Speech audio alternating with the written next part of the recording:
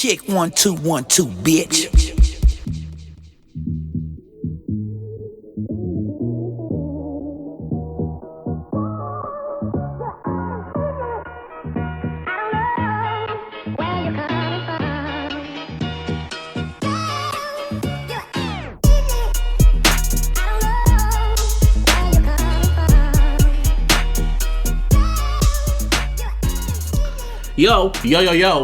Yo. This is your boy Busby alongside my boy Mr. J.C. What's cracking, everybody? And this ain't no episode. This ain't even a halfer. This is just a kind of a mid-year review of everything that's been going on within this iLLogical world universe-ish. Yeah, pretty much. Yeah. Well, everybody, welcome to the iLLogical sense. I think you missed that part. It's still the iLLogical sense. It's still, of course. That's why they're here. Hi, people. And say hi, Martine. Hey, what's up? Shut up. Yeah, there you go, Em.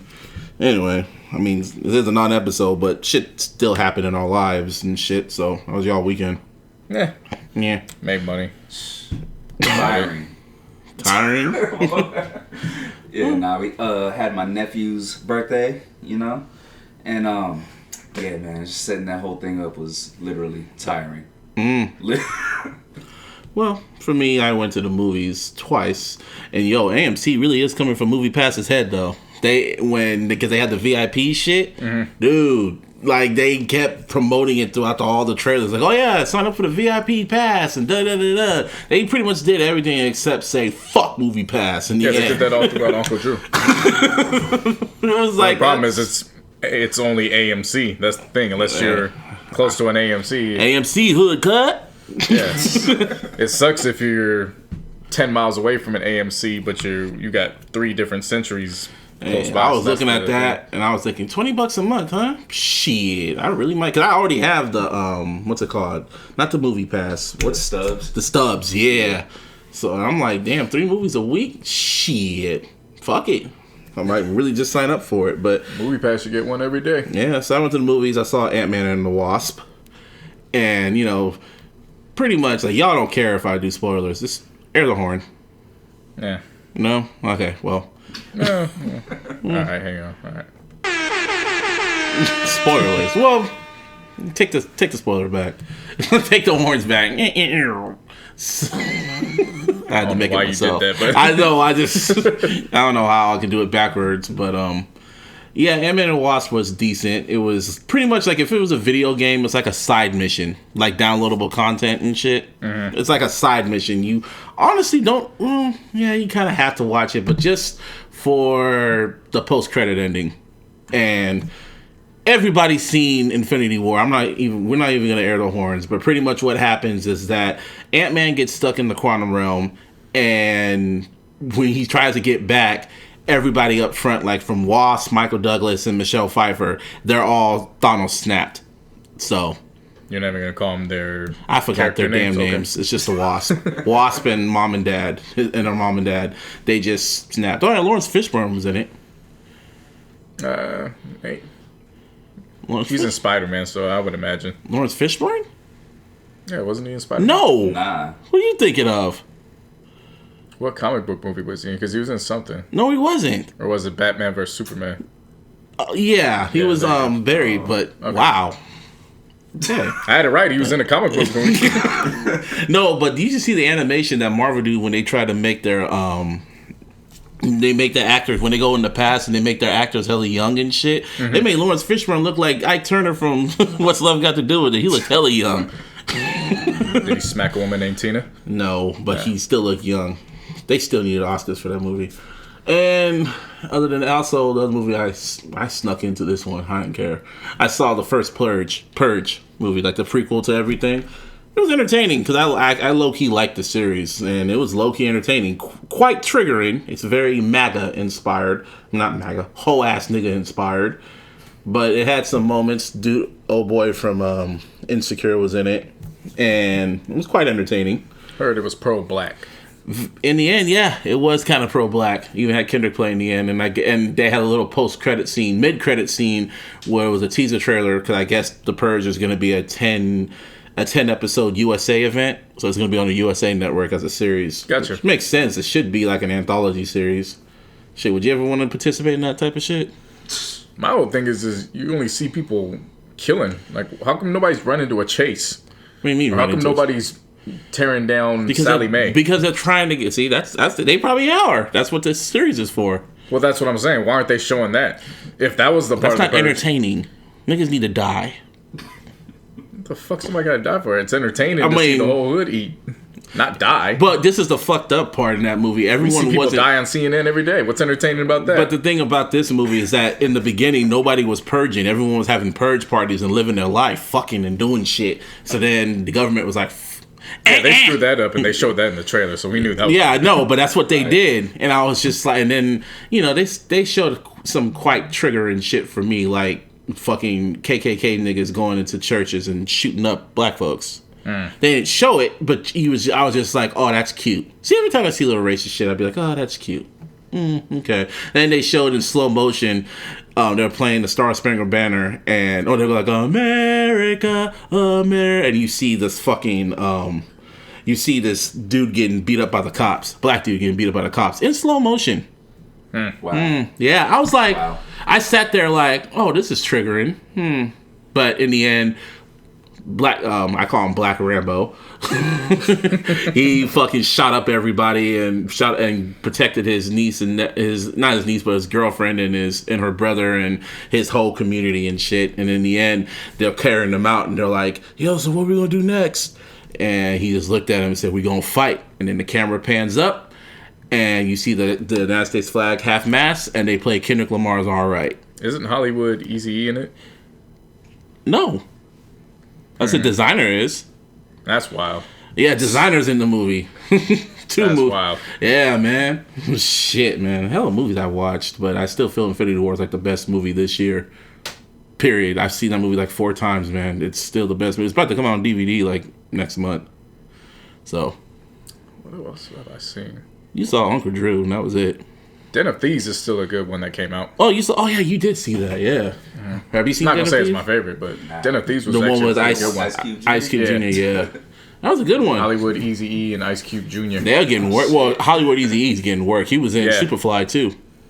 Okay, yeah. Yeah, Hollywood Eazy-E getting his work, even though they have names, but it don't matter. He was in the going Netflix joint last year too. What Netflix joint? Muddy Waters or Mud Waters or something like that. Eazy-E? Mm-hmm. Oh, is that the one that the main character. Is that the one that Mary J. Blige got nominated for? Yeah, Oh wow, he was in that? yeah. And he was the main character and he didn't get nominated? That's fucked up. If he wasn't the main character, they made a hell of a case for him because he's dead front and center on the billboard. Wow. Shit. And they didn't nominate him, but they nominated Mary J. Blige just for her to lose. Yeah, you know how that goes. Yeah, well, the year is almost over, and Get Out got what did Get Out get nominated for? Best Picture and shit like that. And Jordan Peele got nominated. It won for what's it called? Best Writer and shit like that. That was dope. But yeah, Purge was cool. Just a lot of movies have been out this year. It's been a good day. We at the movies. I'm trying to get what's his name's movie. Sorry to Bother You. Yeah, Yeah, it was comes out this week. Yeah, it was a limited release last week, but I was kind of mad. I was like, oh yeah, it comes out this week. I see it this week. Right. But it was kind of a slow news week, and like last week or whatever, because everyone cleared the way for Arbery. Arbery's Angels took over the whole charts, and they made sure he got number 1. So it was this. He sold over 749K, over 1 billion streams, and That's just ridiculous. Well, to be fair, even with it being a slow week, I'm just realizing we were still going to do this episode anyway. yeah, Like, we were just waiting for him because he was really the last big name of the first half of the year. yeah, it was a once great that was way done, to end the year. It wasn't like, oh, it's a slow week, we're just going to do this. It was, no, that was the last one, and now we're going to do the mid-year review. I really wish E40 dropped last week, man, so we could have something positive to talk about, like last week. But it was just so negative, JC. Hey. You were so angry. Somebody dropped. What? Future. Oh yeah, this week. Yeah, he did drop. Yep. Beast Mode 2. I liked it. That was It was a mixtape, so I grade mixtapes on a different scale. But it's on Apple Music. It's streaming. Nobody goes to that Piff anymore. That's so sad. If Beast Mode 2 came out on that Piff, would you go listen to it? No. Well, see, that's the thing. So you can't criticize them for that. I know, but you remember the whole argument I had with If You're Reading This is too late and shit. Yeah, well, apparently all that's been changed now. We're in a new world, man. It's a whole new world. I mean, the thing of it is, with Future, though, is that Beast Mode 2 is actually a mixtape because it's the follow-up to the first mixtape. Right. Do you consider DS2 a mixtape? No, it's an album. But it's the sequel to a mixtape. But he released it as the studio album. That's a classic, by the way. DS2. That's probably the only Future album I didn't really mind Honest either. Everyone always shits on that album. Honest? Nah, You didn't like Honest? I didn't really mind it. I didn't mind it. I didn't say I didn't like it. I just didn't mind it. I mean, Dope was on there. Y'all nigga move that dope. Was it the track Win with Kanye? That was I like that. That was alright. Honest, the title record was cool. It was alright. I mean, there's not a lot of songs you were like a Future fan, right? So you kind of know what he's capable of. I was like the mainstream person trying to get introduced to him. Astronaut status. Yeah, like he was really jumping with those mixtapes when he was first coming up. So you had Astronaut Status, the first Dirty Sprite, and then there was one or two more. I feel like the reason why his mixtapes were jumping though is because he had a different sound. You know what I mean? Like it was something brand new. Now it's like everybody does it. That's why he went on that little rant on Twitter saying, "You are my sons." it just got old, especially to me, anyways. Yeah. No, for sure. I agree with that. It gets to the point where it gets so worn out that when he comes back and does it, unless you're a hardcore Future fan, you're kind of like, oh, okay, what else? But it's like, nah, he's the one that kind of started that way. Yeah. I mean, DS2, like, that's like an undeniable record right there. So that kind of got me like, okay, Future's here to stay. But Beast Mode 2. Beast Mode 2, hey, man. 9 tracks, just same as the first one. As far as I was concerned, there wasn't a wasted track. Just got straight to the point. They say he recorded like 29 records and they picked the strongest ones. Yeah, and Ziggy Zaytoven, he produced the whole thing. Yeah. Again, y'all need to put respect on Zaytoven's name. Zaytoven, it was funny, somebody told me this. They're like, Zaytoven's like the one nigga where he could have a trap beat, but you feel Mozart when you start hearing the melodies. And I was like, Look at the name, you know? Yeah. And Future stayed in his pocket, and I give him credit for that. He is consistent with his sound. He doesn't try to... Like, every time he tries to go out of his lane, like, you remember when he first tried to get mainstream and he was trying to get pop when he jumped on the Miley Cyrus records and the Justin Bieber records, or the Justin Bieber record that's an exception, but the Miley Cyrus one, damn, that was trash. Miley Cyrus jumped on Mike Will's record. That wasn't a Miley Cyrus record. Yeah, but Mike Future Will tried to merge them. Yeah, and it just didn't. So I don't hold that against him. Yeah, but you could tell he was trying. It's something different. Because he wrote it. He was a writer, so he's trying to cater to her too. Yeah. Everybody has to remember, Future still comes from the Dungeon family. He comes from that lineage. Yeah. Was it Rico Wade? I think is the one that's his uncle. Yeah. So he comes from that lineage. He's a writer. He's not just a rapper. So in dealing with Miley Cyrus when she was dealing with Mike Will, Future was penning a good portion of those songs. That's why I just sound out of place. Did he write Wrecking Ball? I wouldn't be surprised if he did. That'd be some shit. Can you imagine Future singing Wrecking Ball? I have this image of Future hanging on a wrecking ball. Try that for size. The project starts off with Wi-Fi lit, good banger, and then Cut on My Wrist. Look at the cut on my wrist. I saw that fucking shit you sent me. Yeah. With Hannah. Because everybody thought it was Cut Up My Wrist. Yeah. So then they started bringing up 13 Reasons Why.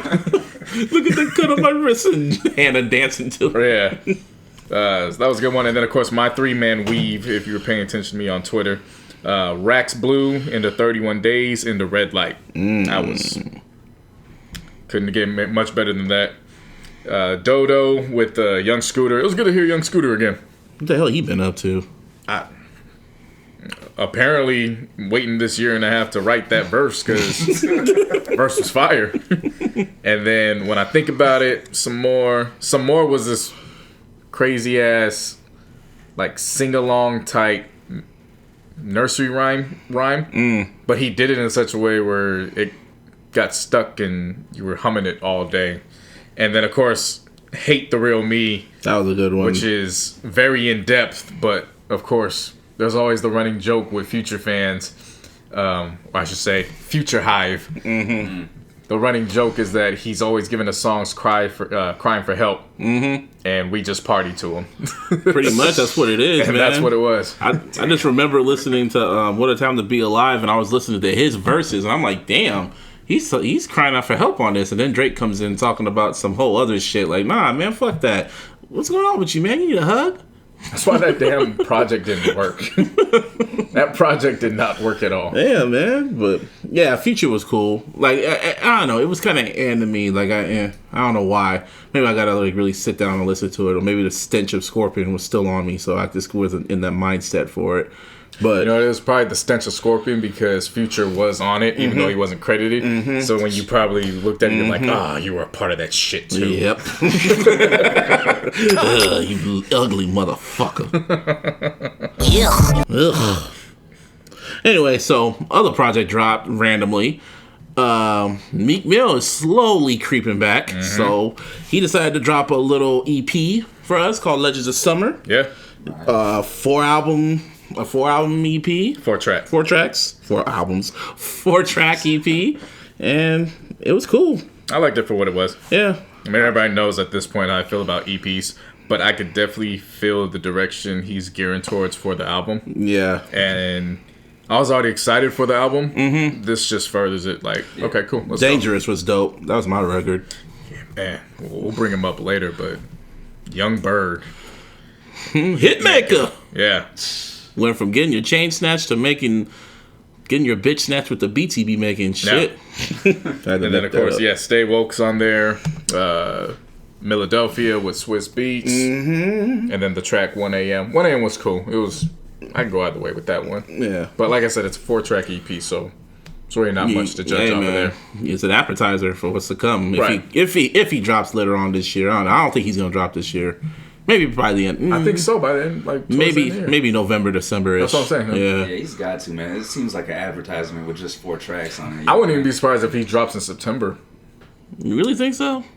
Like as a surprise, because everyone's doing surprise drops. Like honestly, we don't even know who be dropping on Fridays. They just announce it the day of, and they try to pull some Beyonce shit. Like, oh, I mean, at this point, as far as I can remember immediately, just off the top of my head, I know the internet drops next week on the 20th, and then you have YG next month on the 3rd, and then of course Nicki on the 10th. oh, next I month. can't wait for that. We all can't wait for that. Oh, We all can't wait for that. oh.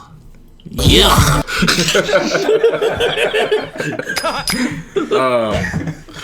Outside of those 3, though, I don't even remember who else is dropping. And of course, we're still waiting on Uncle 40 whenever he drops. Yeah. That deserves a yuck because I really wanted to listen to him, but shit.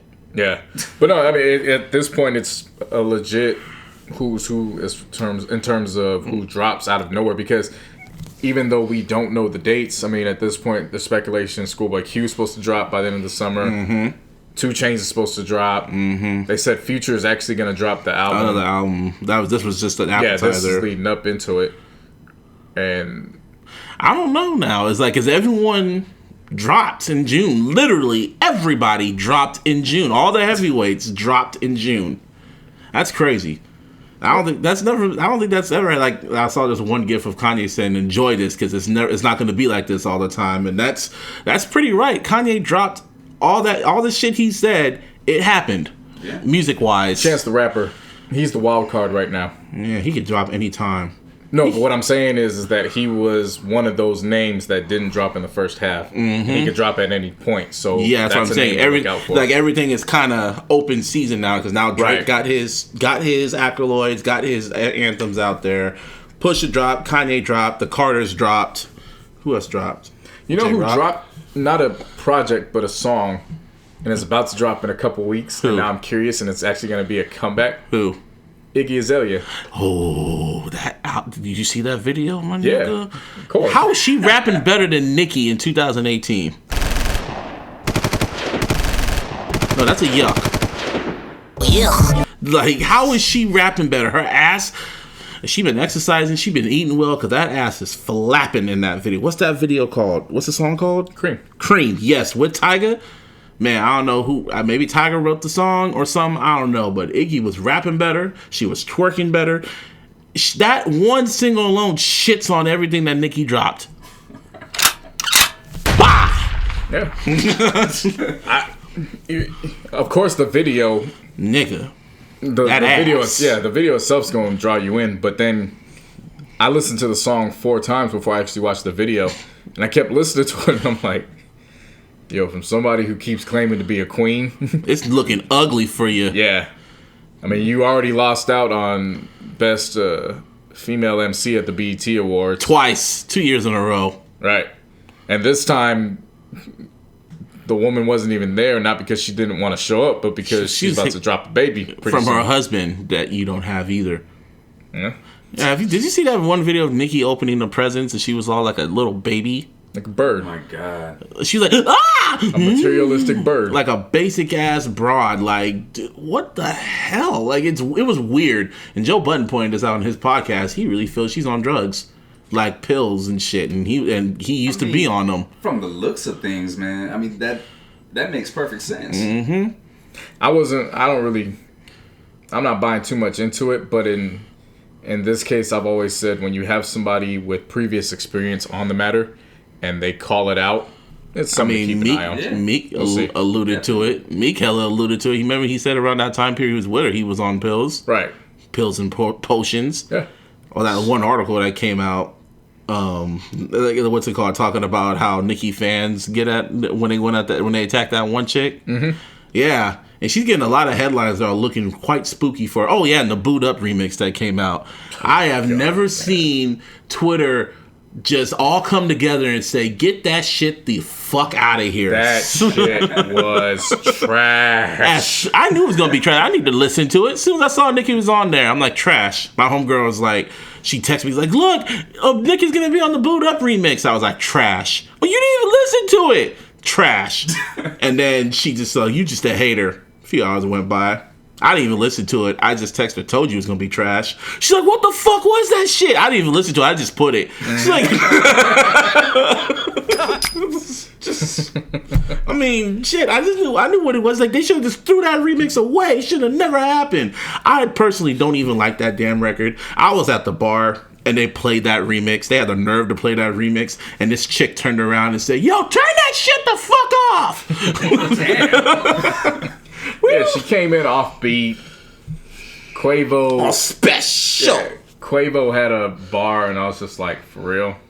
I think it was My Heart Goes Bee-Boop or something like that. And I was like, Bee-Boop. All right. Yeah. But I'm like, I'm listening to it. I didn't hear this shit. Like, I'm listening to it, and I'm like, why did she go for the big names, Mustard included? Because, she signed to Mustard. I think it was politics. Well, but of course we know it's politics, but there were 3 artists where their names also resonate and their work also matched what they were doing because they all did it. And that was Plies. Plies killed his rendition of it. Mm-hmm. Fab put a rendition up on IG. That was at least decent enough. Yeah, decent for a second verse, maybe. And then T-Pain. T-Pain redid the whole damn song. That was amazing. And killed it. That was amazing. So why couldn't you do a booed up rendition where it was from the men's perspective? Mm-hmm. They said 21 Savage was supposed to heat going into summer. They were saying 21 Savage was supposed to be on the remix. They really wanted him too, but I don't know. I could have even saw that ahead of Nicki and Quavo.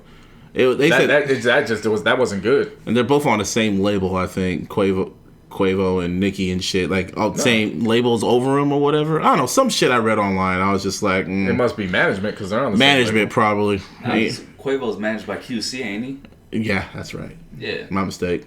Whatever. It was trash. At the end of the day, that remix was trash. It shouldn't have happened. I don't really care about Boot Up, to be honest. I honestly don't care about that record. I mean, it's one of those records where it's like, wow, this actually picked up a whole year and a half later. Like, you reviewed it. We reviewed the album, and I remember when you talked about Boot Up, you were like, yeah, it's a good record. And you just went to the next song.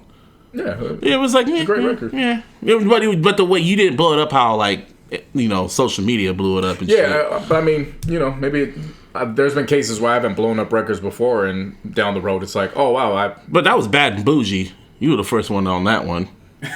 No. I'm saying in general. There's been records where I haven't felt initially, and then as time goes on, it's like that's how I feel about the motto from Drake. When I first heard the song, I was just like, "This sounds like a mixtape record." Whatever. I don't even know why you put it on there. But I was like, "It's a bonus track," and that bonus track was the biggest record from that damn album. Mm-hmm. And that shocked me. What remix? Oh, the one with Tyga. Mm-hmm. And that's when they came out here. I'll leave it at that. Okay. But no, in terms of the boot up remix, just the song in general. The reason why it caught me off guard was because, it's perfect for the spring going into the summertime, but it completely got skipped for last spring and last summer.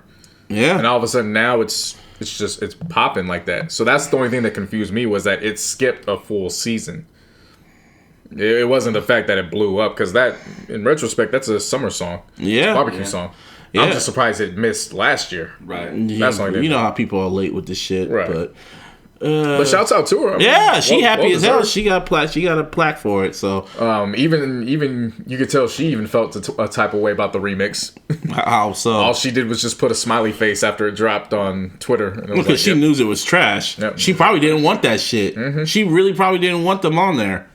But for any listeners out there, because I ain't got the time. Me neither. If you got time and you want to send over an ultra remix for your boy that has Plies, Fab, and T-Pain, holla at me, man. Mm-hmm. And you will get the biggest shout out and one of those McDonald's coupons. I don't even think Fabulous released his high quality version. It was just on Instagram. Well, I mean, hey, if you can find it. Yeah, if he releases it. Yeah. But yeah, again, the Iggy Azalea, so she's dropping an EP in 2 weeks, and that track's gonna be a part of that. Ooh. So we'll see how that goes. Hey man, I'm telling you, y'all need to leave Iggy alone, man. I mean, I never really saw the big deal in being mad at her in the first place, but when everyone kept roasting her and shit like that for all the little shit, she was just felt attacked all the damn time for shit that wasn't really her fault. It's not my fault. I was the highest selling female artist that 1 year and shit, and I had a #1 record and a #1 album. It's not my fault. Yeah, and the ringleader of that was you know who. Of course, Miss Nicki Minaj, man. And now, flip over 4 years, and the roles have changed, and now everybody's caping up for her, saying it's not her fault that she's doing everything that she's doing. Mm-hmm. Yeah. And Cardi's about to pop any second, and she dropped a verse on Who Want to Smoke with Lil Yachty and her husband Offset. Yeah. She had a dope ass verse, and she was pregnant while she spit that. Shit. And she about to pop any second, and she was spitting that shit, calling herself the king of New York. But you could tell when you listen to that single, it sounds like a clear subshot. I'm just gonna say it could be at Azalea Banks, but I'm just gonna say Nicki Minaj for fuckery and giggles. Mm-hmm. Just for fuckery and giggles. Sure. You know, I just want Nicki to say something back, because it was a clear shot. In my opinion, that was a clear shot.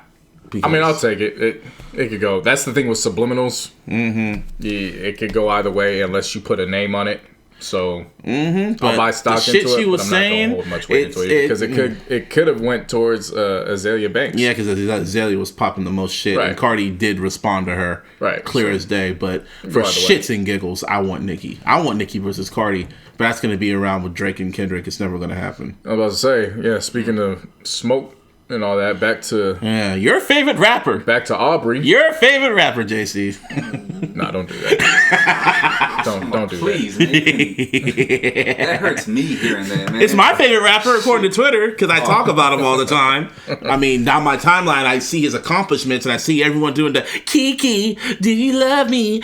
Oh, shit. That shit does go off in the club. I can't lie. It does go off, and it's catchy as hell, but still. It's definitely catchy. Mm-hmm. But it's simple and to the point, and you can tell he freestyled that shit. Wait, freestyle? He sounds like it. Drake, Kiki, freestyle. Do you love me? Those two, that shit don't even go together, man. I'm not talking about freestyle. Nah, I'm not talking about the link up freestyle. I'm just talking about that song in my feelings. Like I said, there were good songs on there, or at least good structures. I made a fucking playlist. I made my own custom playlist because I had to come along to it. And I think I personally made the album go from a solid 2 to a 3, maybe a 3.5 if I'm nice. like a typical Drake album. Anytime you got to reconstruct an album, You failed. it's not good. Especially a double album. Yeah, at that. Yeah, I mean, hey, Jay-Z did that with Blueprint 2.1. Remember that? Yeah. Even he knew he fucked up on that. Yeah. But Young Guru said that was his fault because he convinced him to do that. But the thing with, of course, yeah. The thing that I said the topic I was going to go to was everybody kept hitting me up talking about, a billion streams. And I'm like, I knew he was going to sell. Now, granted, I didn't know it was going to be 1 billion in a week, so props to him. That's an accomplishment either way you still want to recognize. For sure. But I don't equate sales to quality. So all that tells me was that people tuned in, and especially guys like us, because I listened to the album 5 times before last week's episode. Hey, I downloaded the album I downloaded it, so I won't No, not same from here. Apple Music. I illegally downloaded it, so I won't give him a stream. Oh, they don't count if you download it? No, I went on a website and illegally Gotcha. and downloaded Okay, it, gotcha. so I won't. That's how petty I am. So basically, you just snitch on yourself. I Yeah, mean, you pirated, and now they're Yeah. going to raid your computer. Hey, I can delete it. But no, I listened to it 5 times, and the first 2 times after that, I had a sense of, okay, this is what I'm working with. The other 2 times was taking notes. And then the last time, I really didn't even listen to it in its entirety in order. I was playing songs out of place to kind of get a feel of, okay, what am I actually feeling? And what am I not feeling? But what am I not feeling based on how this is sequenced?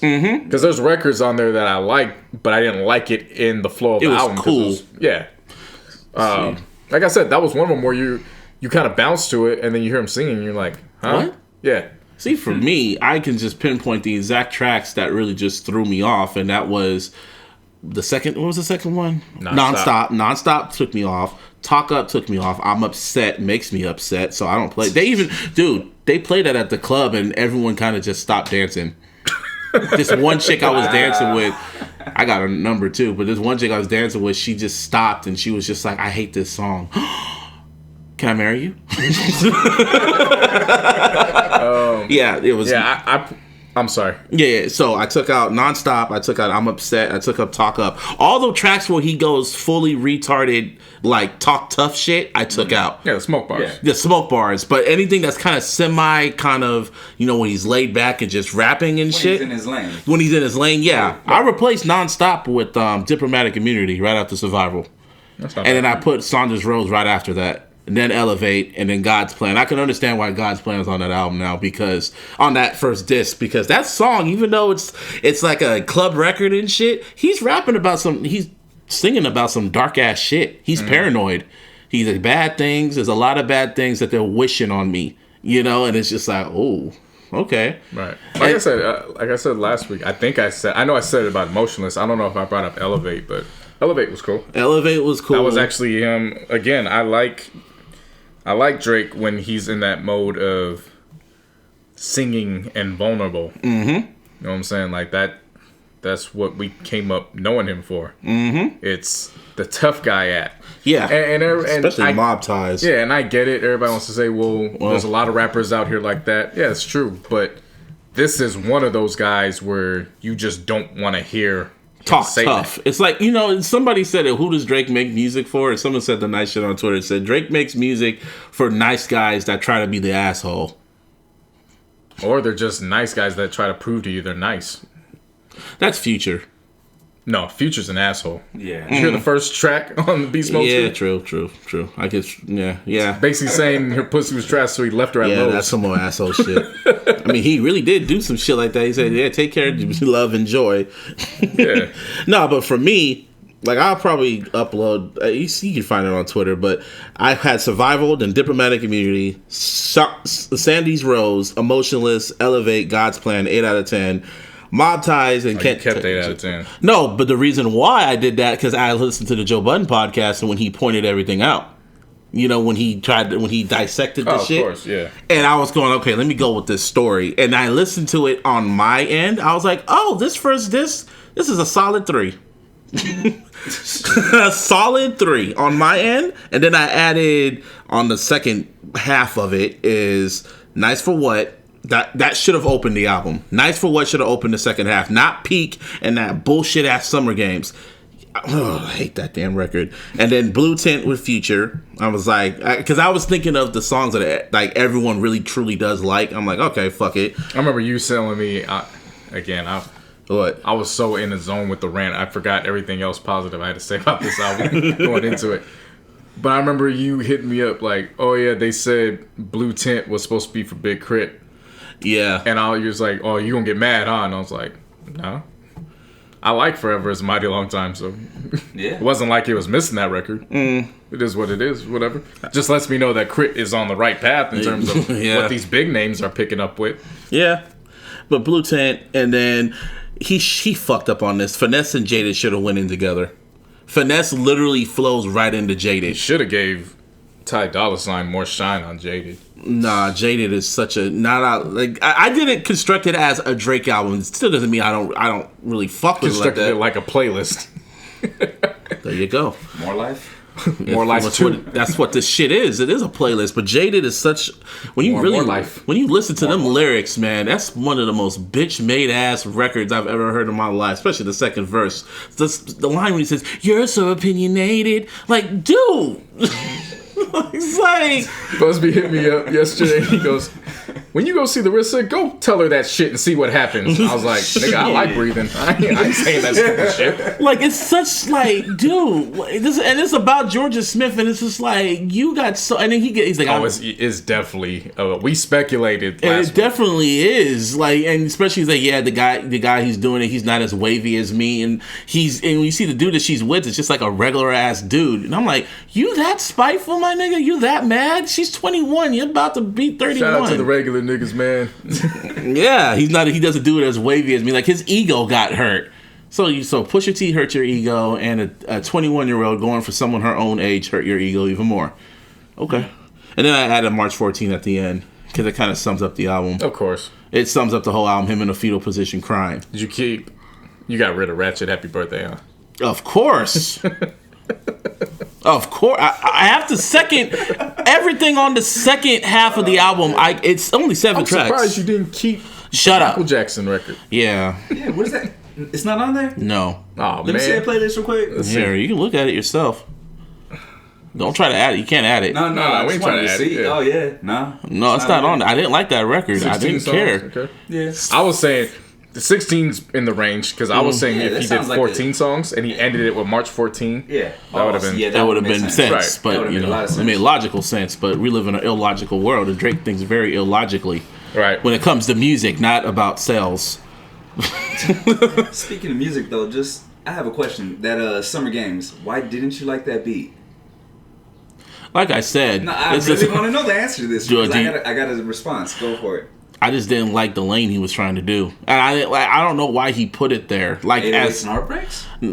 I could get 808s and Heartbreak, but it was just it threw the whole mood off. Like he opened this too with Peak and Summer Games and Jaded back to back to back. Oh, that's Yeah, right. Because nah. Summer Games was the one that sounded like Kanye produced it. Exactly. Mm-hmm. That's the one thing I was thinking. I was like, wait, this is how he started off his career. So why is it different now? The thing that I was getting from you guys was just that it was like a pop record, and it is. Don't get me wrong. I mean, the whole album is a pop album, but it That just wants to be gangsta. it sounded like he was going back to that 808 sound or trying to like recreate that a little. He bit. should have had that open the album if he really wanted to set the mood. Well, I'm actually glad you brought that up because I didn't touch on that record. The reason why I didn't like it was because it sounded like an 808s demo. Yeah. It didn't sound Like a reference track. It didn't sound up to quality. Yeah. For what you would expect from either of them. Like if Kanye did that record and put it on Ye, I still would have shitted on it. Yeah, I would've too. It didn't sound good. It sounded like he should have gave that to somebody else. Yeah. Anyways. Right. Well, Ye's better than this. Than this album right here, like Oh, the regular album as it is, it's trash. We'll get to those albums in a few. But anyway, like I was saying, like those tracks, like Peak, Summer Games, and Jaded, and then he put Nice for What. I'm like, why did you do that? Then you went right into fucking Finesse. It was like, dude, it's not like you just got a bunch of tracks and you just put it on there. Like, I'm telling you, whenever you get a chance, listen to Finesse and it will literally go right into Jaded. Send me your playlist. Well, I'll send it to you Later. Yeah, now. no. Just send it to me later. I will. But this irritates me. It's like, dude, he should have me A&R the shit. And I would tell him, like, no, no, yes, no, hell no. Okay, you got a 3.5 mic album. Send me my, I would invoice me. Invoice. Said start the whole shit over. Right. Let Kendrick write for you. And the thing that's crazy about it is this nigga was gonna sell regardless of what he put out. But he got greedy. That's why he put 25 tracks, and now all 25 tracks are on the Billboard 100. It's not surprising. And he took up the majority of the top 10. He took up 7 out of the 10 slots. Well, that's what confused me, in the sense of everybody who's on his side coming back with the sales, the numbers, and everything, and saying, "Oh yeah, he won against Push." That's what I'm saying. Drake fans are really good at mathematics, right? And I'm like, well, wait a minute, that had nothing to do with what they were battling about. And then another thing they're bringing up was, well, he won the war, and I'm like, that was never the war, because Push's war has been against Birdman. Drake just got involved, and so he was a casualty. But this has nothing to do with that. The war would have been if Push came out and said, well, when my album drops, watch me sell more than you. At that point, that's when you start looking at the numbers. But even then, when they were bringing up numbers, I'm like, well, why don't you just go back and look at the streams of the disses, and that'll be an indication if you want to go off the numbers. Yeah. Because if you look Push has them beat by like 1.1 mil. On SoundCloud with the story of iLLogical? Oh, yeah. It has like over like, 5 million streams, and Doppy has like 3.8 or some shit. I can't even listen to that freestyle the same way again. I mean, now they're saying that with more context, it's about Drake. It's about Kanye, and now that kind of just leads into this. Joe Budden kind of, I guess, broke it when he was doing his little breakdown of the album, and he said that the whole first disc was a whole subliminal to Kanye. And I was thinking it's a really fascinating listen, just hearing how an MC listens to music. Of course, right. You know, because he's still, even though he says he's retired, Joe Budden still has rapper blood in him. You never get rid of that in your brain. I mean, there's, because rappers can catch subliminals. They can catch it like nothing. Again, at one point in my young life, I aspired to be a rapper, so I hear stuff differently. Now, I wasn't paying attention to what he was saying. I was looking at it from another perspective, from a fan more perspective. So, not necessarily a fan, but just man to man. You know what I'm saying? I went that angle. I wasn't necessarily looking for what he was talking about. But the point is that, if you've ever spit a 16, you're going to hear stuff differently because you're trying to figure out what was the motivation. Joe was doing it for years before he retired. So, so he broke it down. He felt like the whole, especially 8 out of 10, he really broke down how 8 out of 10 was. And he was just pointing out lines that Drake was saying. And I was like listening, and I was like, ooh, Drake, you a sneaky bitch. I like that. Like, he was really, really sneaky. I'm like, oh. So, like, even the only person I can really think of that can do that is Jay-Z. Yeah. Yeah, because Drake was saying stuff that really flew over my head. Like, whoa, wow, okay. To a lesser degree, not on the same level. Definitely to a lesser degree, Kendrick. Because if you go back and listen to some of the stuff, you actually have to think about, well, wait, who's he talking about? It's not just... But because he doesn't, boast and claim that he has enemies all around, it's one of those things where it's more so speculation. But, again, to a lesser degree, not the same. So for anybody coming at me talking about, you always got to input Kendrick, no, I'm not saying that. I'm just saying in general. I get more of the smoke for I always talk about Drake, but right. he's all down my timeline, so I'm just joining the timeline. Yeah. But so he broke it down. So then after that, everyone, how everyone is with Joe Budden, like, oh, he's just crazy, he's just hearsay. Until Rolling Stone came out with an article a few days later and pretty much said that there is some truth to all this, because according to some inside sources that were at the studios in Wyoming, because Drake went out there to help out Kanye with the records. Right. Apparently, Drake played a few early records of Scorpion to Kanye. And pretty much after Kanye heard the records, when Drake left, he relayed the info, especially March 14th. When he heard the records, he told Pusha T about what was said. And that gave Pusha fuel to diss him. Right. So pretty much now the narrative is getting turned now, because everyone's calling Kanye a snake for doing what he did. And then Drake added more fuel to the fire when he was in London or Canada and he did the Link Up freestyle. The freestyle was kind of dope, but it was still a bunch of whole bunch of empty threats. And he alluded, and he sent more little sub shots to Kanye when he made fun of, like, I don't do this shit for hits. You do it for shoes and fashion. I do this shit for hits. You don't got no hit. Just saying little shit like that. And I'm going like, and the timeline is kind of like, I can see what Drake is doing, or he's doing it, but he's not doing it. Like, he's not saying anything. Mm-hmm. He's doing this, and then he's talking to academics, and academics is going on everyday struggles, saying, yo, this is what Drake told me, blah, blah, blah, blah, but Drake ain't saying nothing. His people, they some sneaky bitches. My take on it is, that's your fucking fault. What was you going over there for, divulging with the enemy COINTELPRO information with somebody who has a president whom you've had issues with, and you know has issues with Birdman and Wayne, and you still went over there and you thought, now mind you remember on Two Birds and One Stone, Kanye co-produced that record, and you were cool with that because you were trying to use Kanye as a pawn. You knew what you were doing. You not only dissed Pusher, but you dissed a mentally ill Kid Cudi that everyone attacked you for. Right. And then when the roles get reversed and Kanye produces a record where the dude's dissing you, all of a sudden it's a fucking problem. Dude. And now everyone's going after Kanye, thinking Kanye's a snake for doing what he did. But last time I remembered, he wasn't the one that fucking mentioned his parents. He wasn't the one that mentioned his dying best friend, or and brought up the fact that you have a secret baby mama, put you on, and the cover had you as a blackface. That was all Pusher. Mm-hmm. That came from Pusher's brain, not Kanye. Mm-hmm. That's your fault, homie. Fuck out of here, dog. Just take that L, bro. I mean, he walked in there and gave them the gun. He left the gun on the counter with your killer just waiting. He turned his back trying to get something from the fridge with his killer just sitting there, and went up behind him and shot him in the fucking head. Right. He pulled a fucking Denzel from fucking Training Day. Like, you ain't gonna shoot me. And he bends over to pick up the gun and gets shot in the ass. And then you get mad about it. Oh, you motherfucker. and then Pusha said, yeah, next one's coming for your head. Oh, you son of a bitch. Yeah. You shot me in the ass. That's Drake. And Pusha T's Hoyt. Basically. A more gangster Hoyt. Right. But that's just besides the point. Drake just needs to take the fucking L. That's all he needs to do. But he's not going to, because his ego's not going to let him. And the way he keeps talking, I would not be surprised if sooner or later Pusher gives us Surgical Summer Volume 2.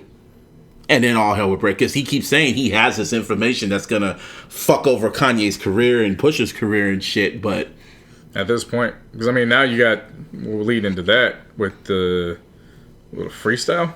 The link up freestyle. I talked about it. Well, let's revisit that. Okay. So, if he's doing that, little subliminals, tough talk shit. He's going after Kanye. You know he's still gonna have segments when they go on tour. So word's gonna get back. You know he's gonna take an opportunity to. He's gonna say some slick shit. Right. He's gonna take some, and it's not even gonna be in the sense of him rapping on the mic, but he's gonna try to clear it up some more while he's on stage, and I'll put money on it. At one of these shows, he's gonna slip up with what he says, and it's gonna be information enough to have. I don't even think it's Kanye at this point. I don't even think he's invested in it, but it's gonna have Push looking at it like, I told you I wanted all that, so you keep talking. So now let's talk some more. Mm-hmm. I feel that's what's going to take place. And it's going to happen on tour. God, I hope that happens. It's going to happen on tour, and he has to, and it's going to be an even worse diss. And that's the thing, which makes it that much more to pay attention to, because he added like 11 or 12 more dates. So now you're just adding potholes to yourself, because you're giving yourself that many more opportunities to screw something up. Let's see, what's the date? July 9th? We're saying this shit on July 9th, 2018. I like saying shit like that, what we're saying right now, because when it happens, we're gonna revisit this topic. Right. But until then, Drake just could keep talking and rapping all he wants and get those sales. But Pusha dropped a nuclear bomb. What was it? Hiroshima? That was the first one? For World War II, and then don't make him drop on Nagasaki, because that's what ended World War II. He'll end like Pusha, and you saw what he did with the first punch. You saw what he did with the second. It all comes in threes. Yes. So And when it does happen, like I wouldn't even be surprised if Kanye pulls a B Rabbit and he goes on Twitter and says, "Yeah, this is what goes on. This is my little secret that everyone should know." And there'll be a video segment. He just B Rabbits himself and it's like, "Now what you gotta say, Aubrey?" Right. That'd be some funny shit. It wouldn't even be that bad. I'm like, damn, that's what you were tripping about? That would be hilarious. Like, for real, I would be laughing my ass off. I mean, hey, man, like Kanye said, every rumor about me is true and legendary. So, yeah. Amber Rose said he likes it in the booty. And then he was like, hey, that ain't true. You remember when he went on Twitter and said that? Yeah, that ain't true. But, man, this year, we're already in July, man. This time's flying. Flying. A lot of stuff has happened. Is there anything else to get into over the week before we dive into these reviews? Anything Laker shit happened? LeBron just signed about an hour ago. He officially signed the contract. That's nice. That's cool. Everybody thought I was going to be screaming for joy over that. I was like... I mean, you were screaming for joy last week, man. That's what I'm saying. California love. Right, yeah. Predictably. I mean, we had the decision. That's all we needed. Right. I made a joke because my boy was telling me about it because he listens to the podcast. It wouldn't be some funny shit because they got to sign on a certain day. It wouldn't be some shit if he just changes his mind and stays in Cleveland. I was like, oh, I'd laugh my ass off on this podcast. I would laugh at both y'all. That was a fear of mine, and I guarantee you, if it would have went, it would have been turned into a Martine show. No, I'm not even gonna disclose it. We talked about it earlier. That was enough. Well, I mean, it's happened. He's signed now. No, man. It's happened now. The last opportunity for that to actually take place would have been 2 years ago when KD had the opportunity to do that. But he didn't do it, so I knew that that's not going to take place. Yeah, I know, but just hypothetically, for my fuckery enjoyment, I would have loved that moment. But it didn't happen. So, because I'm just a spectator. I'm Michael Jackson in the movie theater eating the popcorn. I'm just enjoying the show. Right. So. Oh yeah, they ruined they had a little art shit in LA. I was about to say that. Okay. So they painted a mural for LeBron, and I think less than 48 hours later, they already sprayed over it, tainted it.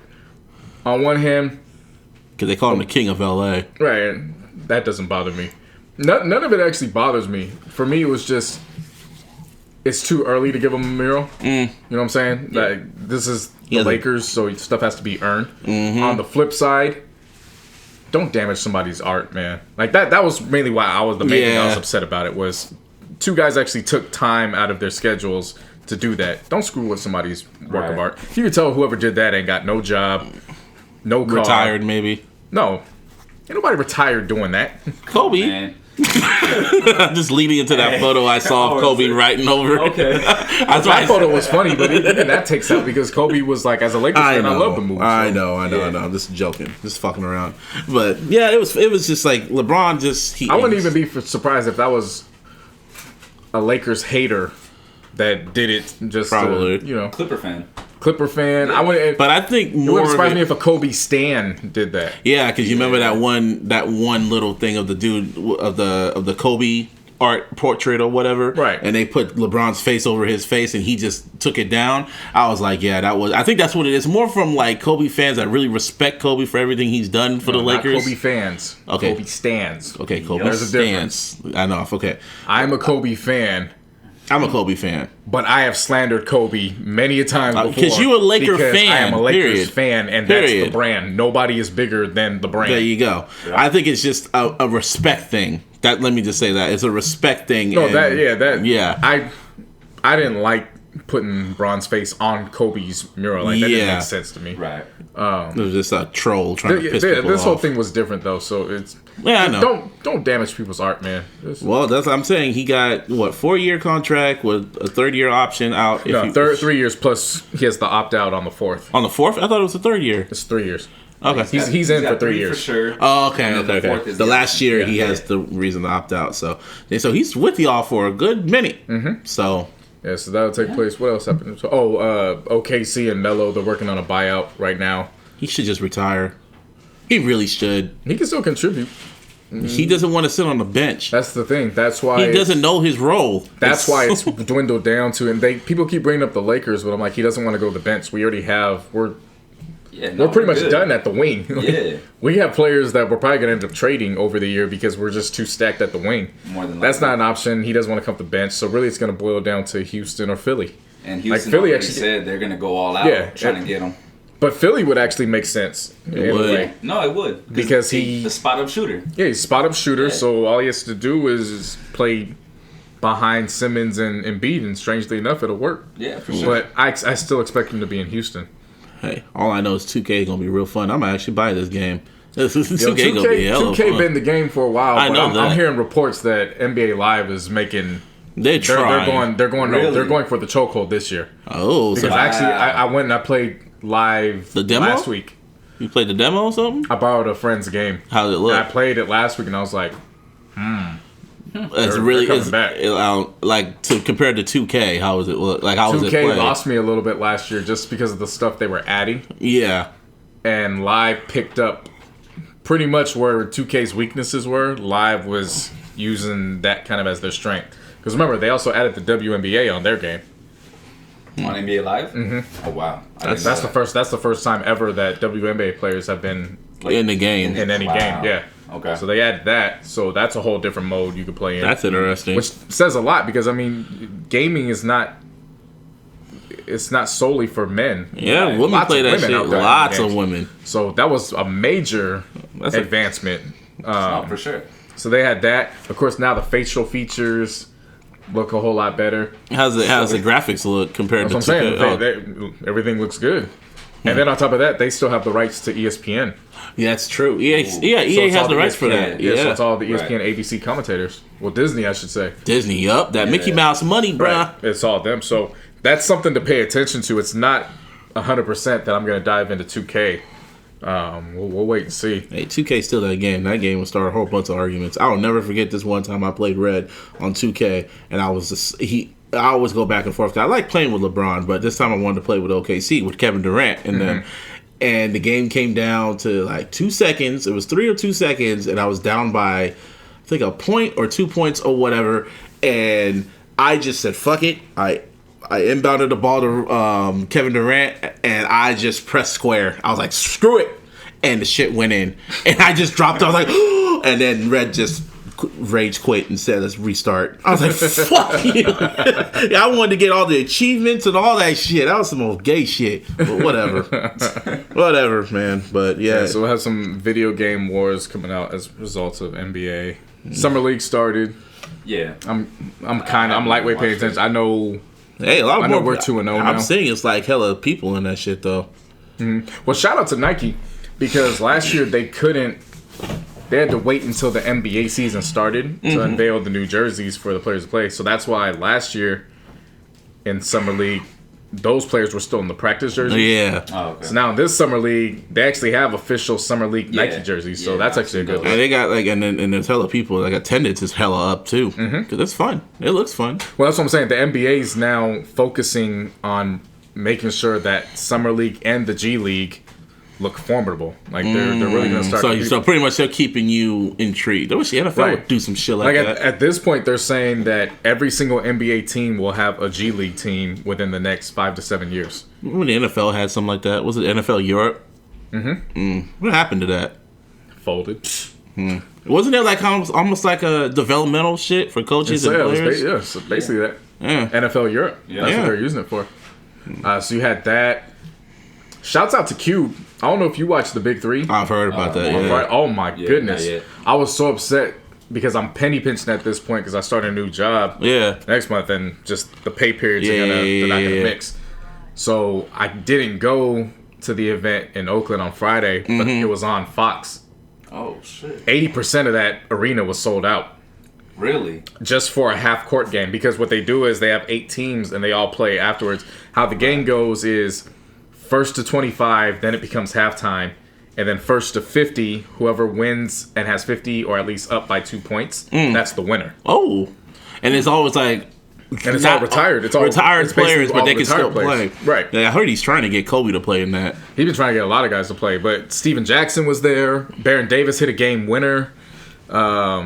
Man, don't get Kobe in that. Can you imagine if he convinces Kobe and Jordan to come out just to play that? Kobe's busy. I know Kobe doing other stuff, Kobe's but on ESPN, Kobe won an Oscar, man. so he Kobe's on a whole other sports, Kobe's on a whole other level. Yeah. Kobe's on a whole other level. But I'm just saying, hypothetically, that would be pretty dope. But Gary And Payton, Jordan ain't gonna get out there neither, man. Nah. You gotta be kidding me. I'm just hypothetically. I mean, he's an owner too, so he's on a whole other level himself. yeah, Yeah, exactly. See, The they're thing is, bosses. so Gary Payton was a coach. Charles Oakley was a coach. I forgot who it was. It's a respected woman because she played college ball. She was one of the team's coaches, and she was the coach for Corey Maggetti's team.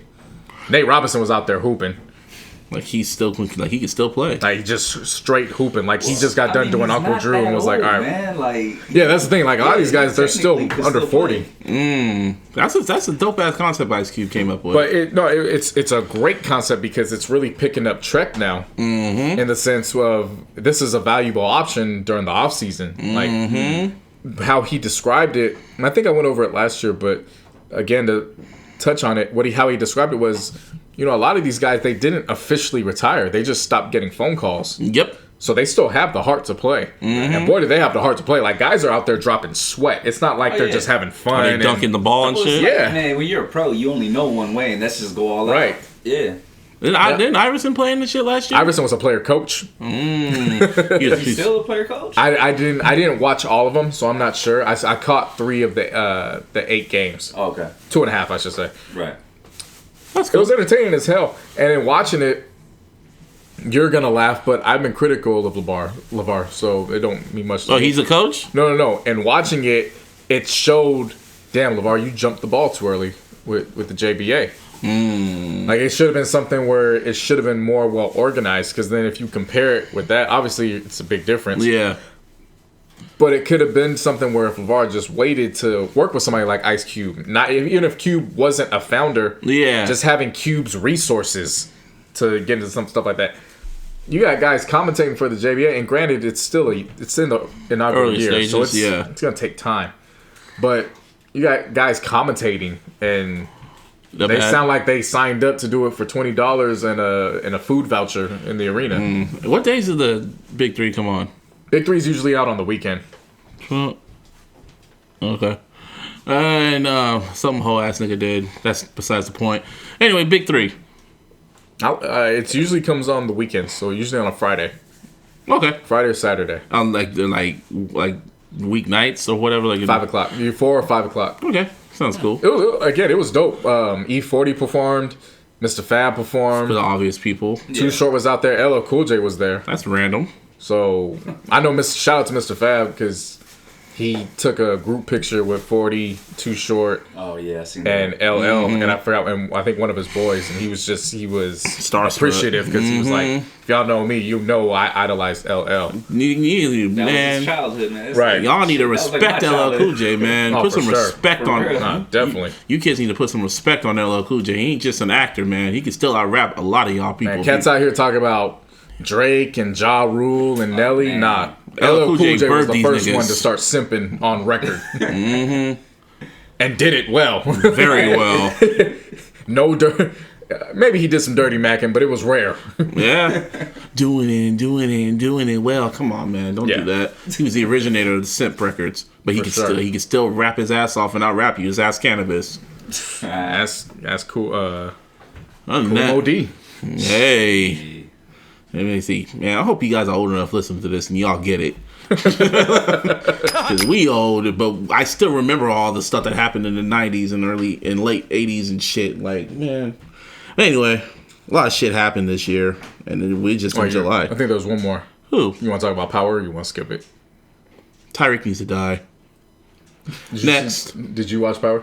Nah, man. Yeah, basically, Don't go to the whole. no, I'm not going over it because it was one of those episodes where it's long dialogue, so you just Yeah. got to catch up. The ending, they pretty much turned Ghost into Batman. That kills with a knife. A little random when it happened. I was like, okay. I saw it coming, but even then, after seeing it coming and still watching it happen, it was like, Why did you do that? Why?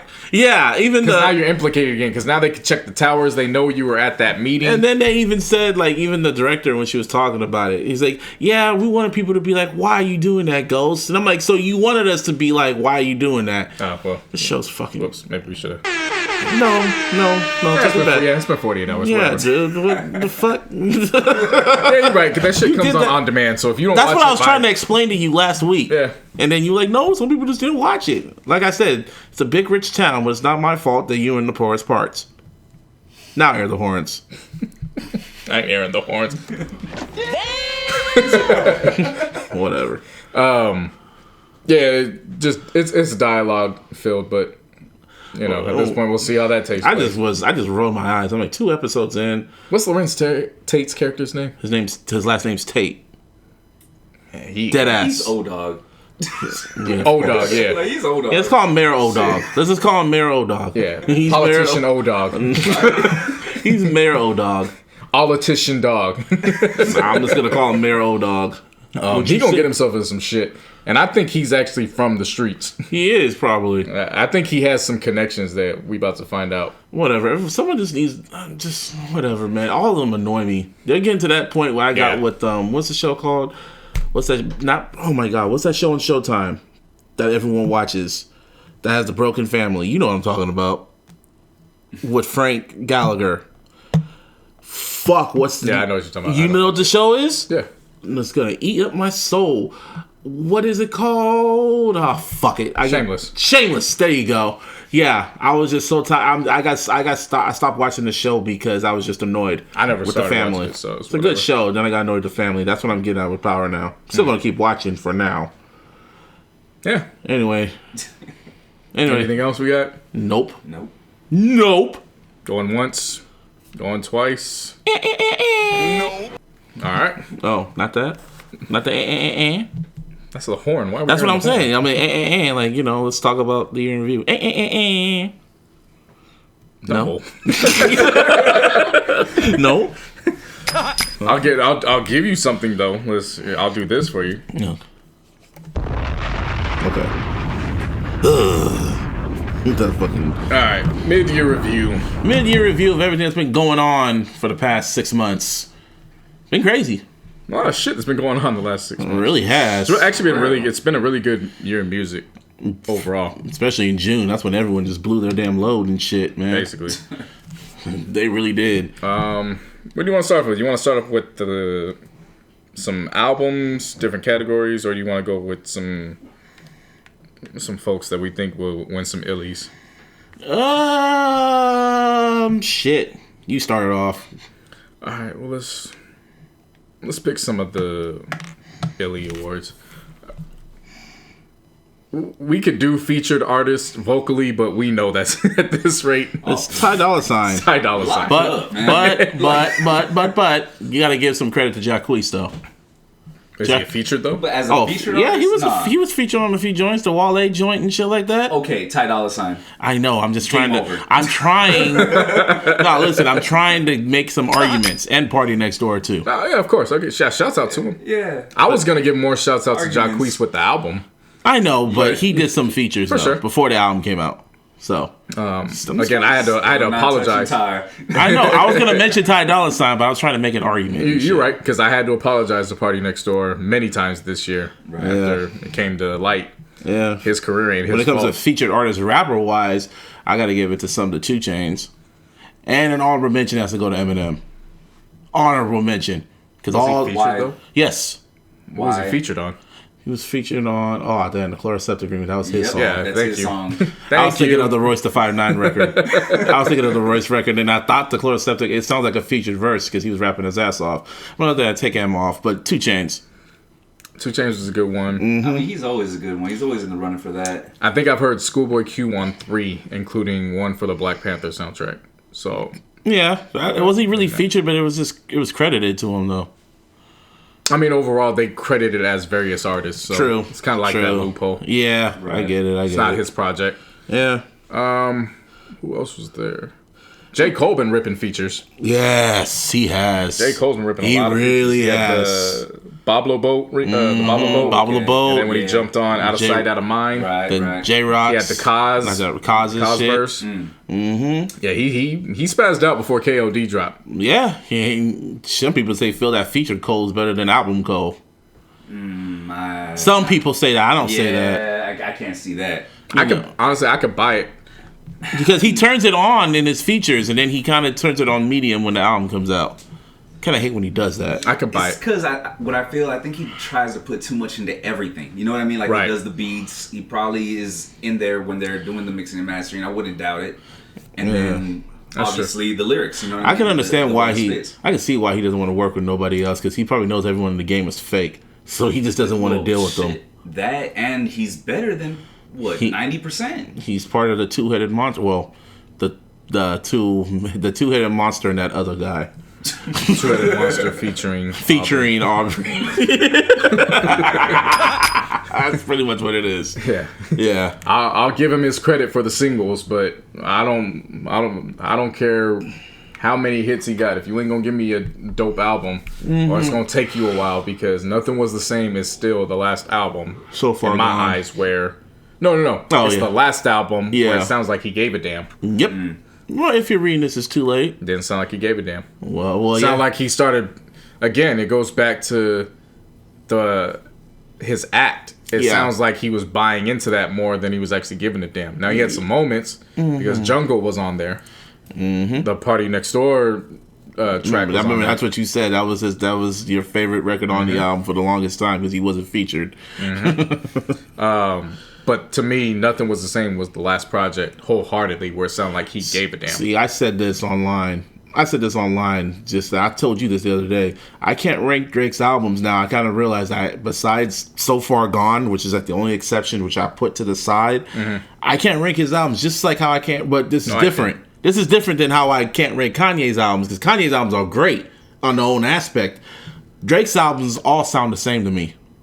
And it's just like, it's not really a discredit or credit to rank them over each other. You can literally put them on a playlist and press shuffle, and you can't tell the difference. Well, I played Nothing Was the Same and Take Care last week. I'm actually leaning more towards putting Nothing Was the Same. Of course, not including So Far Gone. I'm actually leaning towards putting Nothing Was the Same above Take Care. It seemed like it was the perfect amount. Even with the bonus tracks, it only makes it 16. Yeah. So that means the standard was 13 tracks. He got right to the point. He did what he did. There was hits. It was cool. Well, so you do that, Take Care. Are we counting More Life? Everything that's on Apple Music and it charted on the charts. So we'll do More Life, then we'll do... Wait, So Far Gone is on more. That's an EP. I'm talking about the whole mixtape. The whole mixtape. Oh, okay. They can't put it on there because he was rapping over other beats. That's true. Yeah. So Take Care. I'll put More Life. I'll even put Thank Me Later ahead of Views. Thank Me Later kind of aged well a little bit. It aged kind of well. No, I won't. I'll put Views over Thank Me Later. Thank Me Later, but it's not really aged well. Especially with its flow. And then that last one, Scorpion. Yeah, that leads us into the forgettable / worst albums that came out this year. And you think I'm going to say Drake, but I say him from last. It's Dave East's Paranoia. Bet you forgot about that, huh? No. I forgot about it. That's why I put it on there. That's not the most forgettable to me. To me, it was, because I forgot about it. Most forgettable as of now is Justin Timberlake. That's the biggest name. Yeah. Ain't nobody thinking about no Davies outside the hip hop community. That's true. But everybody was checking for Justin Timberlake. See, damn, that's me. I want to say Drake so bad. Don't say it, because he's on the list. He's his worst album too. Bullshit. But Man of the Woods. Come on. He had hitters. He had the audacity to put like 100 of the songs on. Only the good ones. That was only 3 of them. Well, 3 or 4 of them. Put like 7 songs on the playlist. Those were the good ones. It should have been 7 tracks. It wasn't the country songs. It was like the R&B songs. Tell him to call Kanye and give him a 7-track album. Honestly, if you would take those 7 songs, it would be dope. I mean, he dropped what's it called? I think he's trying to make up for that album because he dropped a track. What was it called? Soulmate. What it was produced by? Yeah, I say I listened. Produced to by that. 1985 and shit. It was actually quite decent, and he said there's more. He hinted that there's more records coming because he was in the Bahamas and he was in the studio. So I think he's trying to make up for the album. Like how It sounds like that. If it sounds like the album, keep it. But no, it going don't. in a different direction, by all means. Hey man, Man of the Woods is not that bad of an album, man. No, that's garbage. It's not forgettable. Hot It was trash, bad. man. No, it wasn't. No, it wasn't. The I only don't reason listen why to we it that remembered much. him after the fact was because of the performance at the Super Bowl. Hell yeah, You man. remember the Super Bowl performance more than you remember the album. That's true. Yeah, 'cause That's he's- that's forgettable. That's a disappointment. That's the most forgettable disappointing. Yeah, but Drake's Man of the Woods. I'm not Drake. JT's Man of the Woods. Yeah, sadly, and that's pretty sad. I mean, Scorpion too. will be on the list too, but it's not It- the biggest one. Yeah. It's the worst album. No, just Timberlake's is. Well, to me, it might be the worst. Hey man, I It's rank the Timberlake worst higher hip-hop than album. well, And yeah, I hip say hop hip-hop album. Real light. Because Timberlake is still a 3 out of 5. Well, I'll say Scorpion's this a then. straight 2, Scorpion's the worst. straight solid 2. Man of the Woods is easily the most forgettable. Yeah. There's no getting around that. I'll buy that. I give you that one. But yeah, I mean, Dave East is on there too, but I mean, again, Forgettable. If you get out of the hip hop community, who's talking about Dave East? Nobody. He's in a beef with somebody. Nobody cares. Exactly. Somebody from New York who not even New York niggas know. who. But like Dave East really hasn't broken through enough. Like Dave East is forgettable. Most forgettable is like Justin Timberlake. Just You like know what I mean? Bryson Tiller was forgettable last year. You remember that? Well, I'll tell you who's on that list though. who? Oh, for you? ASAP Rocky. Oh, I forgot about that. Testing. Yeah. No, you liked it? No, Nope. No.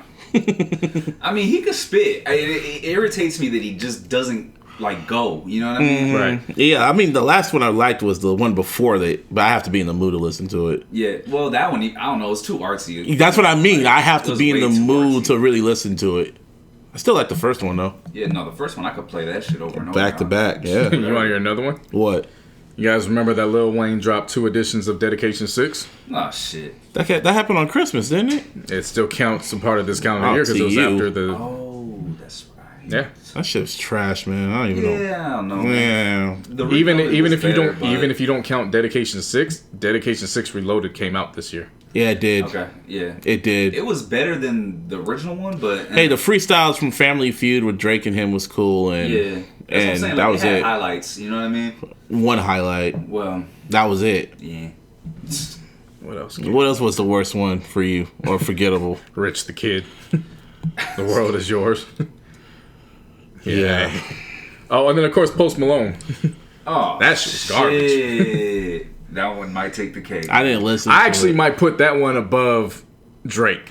You Yeah. put it above Drake. As I the might worst? put Yeah. that one above Drake. Damn, that bad, huh? See, the thing I didn't The listen thing to is, it. so that, again, I had nothing good to say about this project sure except didn't. for the 3-man weave. At least with Scorpion, I was pointing out different songs along the track hated, list. you hated the whole album, huh? Yeah, I hated the whole album. Damn. I love the production on Scorpion. I just I'm not didn't talking about like- Scorpion, I'm talking about Post Malone. That's the difference I'm saying, though. I at least liked certain songs, and the production was not my issue. Beer pongs and Whatever the Bentleys, that Yeah, album man, did that nothing shit was for me. trash. It's horrible. Yeah. Yeah, I remember when we didn't even review it. I knew it came out. I was like, oh, we didn't review it. The He put it crazy on the thing list. is that it's streaming so fucking much. Like, He's it's doing just M irritating. numbers. Right. He's doing M numbers Yeah, with that. man. Them white folks, man. Don't deny them. That's I'll what even I'm saying. Like, he really did that for Middle America. You know, and I got to be fair. I said it earlier. If you got to make an EP out of a project, you failed. Culture 2. I got to put Migos on there. How many? Oh, you made an EP out of that? Yeah, nobody was listening to all 24. But how many tracks? You like what? It Put was just too 13 much or tracks, 14, man. just Too many like the tracks. first one. True. That was definitely a disappointment. Yeah. Kanye and Nas were disappointments. Not to me. Nope. Nas was a disappointment. Nas has not Wait, aged well. hold Since up. I like Nas era. Kanye wasn't a disappointment to me. Compared to fucking. We're not comparing it. We're just saying in We're general. not, yeah. Oh, well, I guess you could say that. Just like, what would you rate it? Oh, three and Yeah, a would half. you ever that's rate a the Kanye album that disappointment for low? Kanye, That- Yeah, especially. okay, disappointing. I thought we're doing worst forgettable. No, That's what we're saying. not saying Forgettable which one and is the- disappointments. Oh, okay. Not which one's Yeah. the absolute worst, but just like Yeah, throwing okay. them out. I saw worse than forgettable, so I was thinking the worst of the worst. Nah. Nah. Well, if you think about disappointing, yeah, you can put Ye there, especially when you find out that nigga just did it like wrote the album 8 days before the fucking release date and shit. Like, come on, my nigga. And the Nas album, I Hey. mean, you put them two together, you expect nothing but classics. Hey, I still like Nas's album. Yeah, but it wasn't 7 classics. I mean, and that's what it should have been. It should hey, have been It 7 hasn't classic aged tracks. good since it's dropped. It I has not. like it. So Daytona for me keeps going up. I know. I played know. Daytona nonstop this last Same weekend. here. I mean, I love Daytona, but I don't love wanna revisit Nasir. Nas. I do. I'll just say Scorpion makes Nasir sound like Illmatic to me. Nah. That was the part where you're supposed to laugh. Nah, Fuck because I y'all. don't agree. I don't agree with it. I can laugh at something I agree with. I don't agree with that. Don't make no damn sense. But in terms of hip hop anthem, I mean, at this point, I can't go anywhere outside of God's Plan. That is the anthem. Hey, man, you in the club when they drop that record. Yeah. And Nice for What? It's either going to be that And In My Feelings. it's either going to be that or Oh, I like it with Cardi. Yeah. I like it with Cardi. There was another record I I'd put on rather there. go with the Cardi track. Fuck the bullshit. Freaky Friday. Freaky Friday with Lil Dicky and Chris Oh, Brown. Hell no. That was a moment. That wasn't. No, hey, they play that in the club a lot, and everyone loves that damn record, man. Yeah, but it's not. But I like doing it for other reasons because when that part comes on, if you know what. You just want to look for somebody to punch out. Yep. What up? You're just waiting for somebody with a MAGA hat on to say it, so that way you have the perfect opportunity to That's go. why it's an anthem. Unlimited. Yeah, and I like it with Cardi. That's an anthem too. That Yeah, those are definitely two. But I'm God's gonna look out plan, God's plan, Nice for What, and fucking In My Feelings. Those are gonna. Are they really hip hop though? See, that's why. That's why I was so just like you That have to shit be is really, pop. you have to be really like discreet about it. Like, is it really hip hop? Well, Nicki's rapping, so on God's plan. no, on I'm sorry, not Nicki, Cardi. Yeah, Cardi's rapping on I Like yeah. It. So yeah, it's she's a rap rapping. record. Yeah, So I know. I'm that's talking the- about Drake for God's plan. I'm talking about God's I mean, plan. She say, "Do you love me?" That's not singing, so he's That rapping is- like 21 Savage. He's got 21 Savage cadence. Do you say you don't love me? I probably only say probably. I only love my bed and my mom. I'm sorry. 21. She said, do you love me? All this. Man, Yeah, see. that's like nursery rhyme shit. That's what I'm saying. There's too much melody in that bullshit. It's just. I'll throw one. King's Dead though. Everybody plays that record and they go crazy when Future's part comes on. Oh my god. That's actually been a hip hop anthem this year. so Yeah, far. just On that the part. lower That key. part. Yeah, because it's just for the comedy. It's Well, just, not even just that part. It's J-Rock spit his ass off on Yeah. that record. Yeah, he did. But when that la-di-da-di-da comes, everyone just becomes fully stupid. And then if you play the and then if you play the soundtrack version, then Kendrick comes on. Red light, green light, red light, green light. Yeah. That's one. I can't really think of Last time that I checked, Yeah, Yeah. that's an anthem. Yeah. That's a good one. I'm sure. Ric Flair drip. I know Yes. that shit came, but Yes. it came out a while ago. But Hey, that that knocks. shit started popping off this year. Ric Flair, the video's hella funny though. Is Ric Flair just doing that? I even go woo when that shit comes on. I was just Right. about to say walk it, talk it, but I'm not gonna put it there. I'm actually gonna put it for one of the options for best music video in hip hop. Yeah. Well, I think if you talk about best videos, Yeah. This Is America. You can go either way because there's a lot of good options. Right. You could go No, there's a walk it, lot. talk it. You could go This Is America. Out of Sight, Out of Mind was a very good video. Win, Win was a Win. great video. King's Dead, King's Dead. All and the then, of course, Stars. All the Stars. Ape Shit. Ape Shit was a good one. Well, there was some more too in terms of hip hop. I'm trying to think. I was even trying to think. I was like, what? Hustle and Motivate was a great video. Hustle and Motivate from who? Nipsey. Oh, The yeah. one where it's the mini movie Yeah. and they rob the bank. Who else is there? I'm trying to think. It was kind of, those are the only videos that really stuck out to me. I was gonna put some 444 shit on there, but I was like, God, that was last year. Can't do that. What else is out there? Exactly. Those are the only ones, man. So far, right now. If You Know was actually a Hey. I'm not gonna put it. I'm not gonna say it's a yeah. candidate, but I'm just saying we're highlighting stuff. Yeah, it's highlighting. It was alright. It was alright. With a capital I. That Out of Sight, Out of Mind video. Yeah. That's still oh still- yeah, that was haunting. Oh, Triple X's video. Yeah.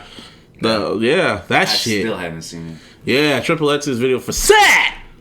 I keep saying it like that Always gotta yell that shit. because that's how it's spelled in No, caps. I know.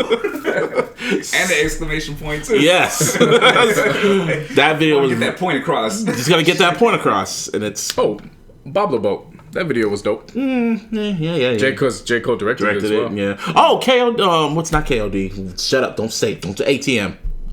Don't say. Don't say. Very Busta Rhymes. No, Yeah. definitely. Very That shit was Busta tight. Rhymes. Yeah, That ATM. shit was tight. Nice for what? The Nice for What video, and God's Plan.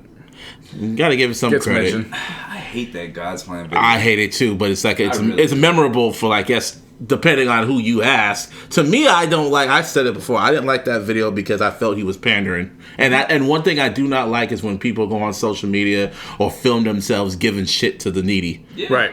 because it shows me that you're fake. Almost looking back on it after everything's been going on, maybe he knew something was coming. Had to. He knew something was coming, so he said, "Okay, let me show that I'm a nice guy." And the whole "Nice for What" video with all them females and shit. Or how about Proud?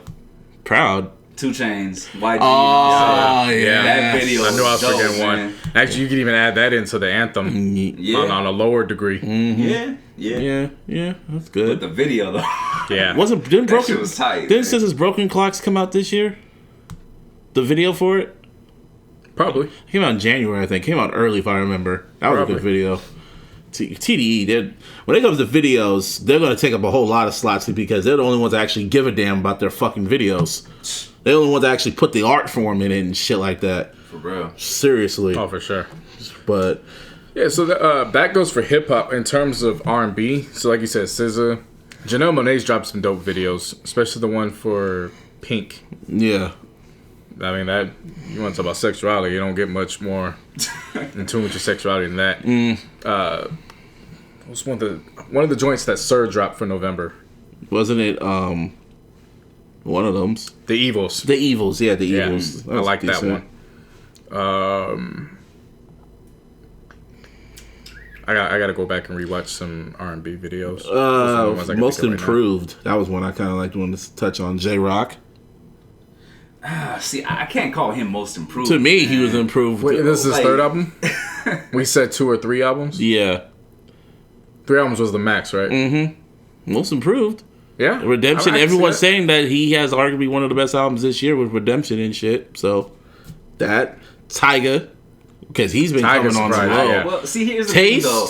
Everybody's tripping on the fact, oh, he's got a slap. He's got a slap. He's Can you been- believe he's got a slap? But he has He's slaps. done that. Like When you go to the club- every time he's put something out, When- he's if always you- had Yeah, a whether it was slap. album or mixtape. If you go to a Yeah. club or bar, you will hear a Tyga verse one way or another over a Yeah. Travis Porter record or over fucking what's his name? If Out Here in the Bay. Over what was the song he did? You hate me. Fuck. D-Lo. D-Lo. Yeah. The one with D-Lo. Dude, Tyga has hits, man. Even when Nicki. you know why they don't get... I'm sorry. Cut you off. You know why they don't get the popularity? Why? Because they're the ratchet hits. Yes. Yeah. So they're not the hits that go on Billboard. Exactly. They're all the But when you hits that talk get about popped off in the bars and the clubs. Faded, and the Rack house City. parties, yeah. Yeah, but when shit like that. Drake and Nicki and Lil Wayne were at their peak, when all three of them were like hitting, Oh, you had to include Tyga with you it. had Tiger was like that spare tire in the car that Right. still got the shit rocking. Right. I mean, I was like, y'all talk about these three, but Tiger really running shit with Rack City and all this shit. Don't hate on Tiger. Everyone talks about how much he loses, but when you go to his shows, they'll sell out, and they not. He has hits. I'll throw Definitely. out one. Who? Okay. Had it. Tiana Taylor. Yeah. Because this is only her second album. Yeah. It's hard for me. It's hard to call it just based on the fact that we now know that the album wasn't complete. You know what I mean? No, but she's Because good. I really, it was good. Don't get me wrong, but I mean, just to see a more like in-depth progression. You know what I'm saying? No, but this is going based off of her album that dropped 4 years ago. Okay. 7. Yeah. Ironically. Yeah. Okay, got you. So it's not about comeback in terms of the art. Is it even the comeback or it's the most improved? I guess you could say most. Because even improved. if it wasn't her complete vision, it still sounds great. Yeah. Yeah. It's worthy to talk about in that. growth from her Yeah. last album. The one I really put on here last minute was Iggy Azalea. We talked about it earlier. Did she drop yet? No, just off that one single. we ain't going off of Tiger. singles, we going off Hey, projects. fuck that. Fuck that. Talk to me when the project I'm comes talking out. to you now. That's It's why not, I was not like, an when you EP. mentioned Tiger, I was like, wait, hold up. He's Not an on EP. one When she single. drops an album, Hey man, that was improved to me. That was improvement to we me. ain't going off of to me. singles. To me. Hey, this is You can gonna add her in the sound- playlist. Check this out. This is gonna sound wild though. For most improved, right? Why not Kendrick? How is he improved? Think about that for a second. From Good Nigga Kid, won a Pulitzer Prize. That's what I'm getting at. Oh. That's exactly what I was came out about to last lead year. up to. What's up? Came out last year. Yeah, all right. We already ranked that. We Alright. we ranked the albums. No, but you know what I'm saying though, right? Like, just if you want to talk about most improved, Going from a BT award to a Pulitzer Prize. exactly. Who Who does that shit? I mean, I wouldn't necessarily call it most improved. It's just a once in a lifetime achievement at this point. Most improved would say that if you're gonna call that most improved, that means you're saying To Pimp a Butterfly wasn't what it was. No, but that's what I'm saying though. Is he reached plateaus with each album? I would call that You know what I'm more. saying? I would Like, say like stupid, Good- astronomical. high- Good Kid, Mad City astronomically high. made people really notice that it was the classic. So Yeah. Pimp a Butterfly got him into talking to Obama in the White House, and had Obama even choose an album cut as his song of the year. And it got archived in what was it, one of them Ivy League schools. Really? Yeah, Wow. He's that's getting- what I'm saying. Like he's reached freaking like the See, the I highest. wouldn't of put him high in. I wouldn't plateaus. put him in That's what I'm most saying. improved. I I would know put it- him in the category of major achievements. Like that. That's something that's different from most improved. He Yeah. really hasn't. He hasn't improved. Believe me, I understand what you're saying. Like I get it, but if you it has to be an improvement. If you go from like let's just say what do you get from He just Good won Kid? 7 Grammys off this damn album. What did I know? What did he get from Good Kid though? Nothing. Nothing. He's right? nominated, Okay, you got a nomination. and then Then To Pimp a He Butterfly got was like out. 7. Five. It went He got five. 5. Okay, and then damn, he gets the Pulitzer. Like, dude, if that's not improvement, and that's the crazy part if you think no, but about it, that's 'cause as good as he is, That's accolades. Usually for this, we're just going off of the art. Yeah. That's the thing. I hear you. I hear you. Yeah. I We get what get you're saying, you. Yeah, but yeah. we're going off just off of the art, not the Right, accolades. That's what I'm right, saying. right, If we're doing That's that, the point. that's a different. We would have accolade. Drake and all this shit. Right. And I'd hate that. That's the thing. You would have, if you're going off of accolades, Scorpion isn't exactly. Now see how you see how your tone change. Yeah, timeout, huh? You gonna hear this timeout when we go to rookies. There was only one person that popped in my See, I ain't mind. gonna say shit no more, man. Fuck this. No, when we talk about rookies, there's only one person that really sticks out to me, and I hate to put him, but pull the sticky out, get out. 6'9". We I have thought you would have found the loophole and went to Carter's.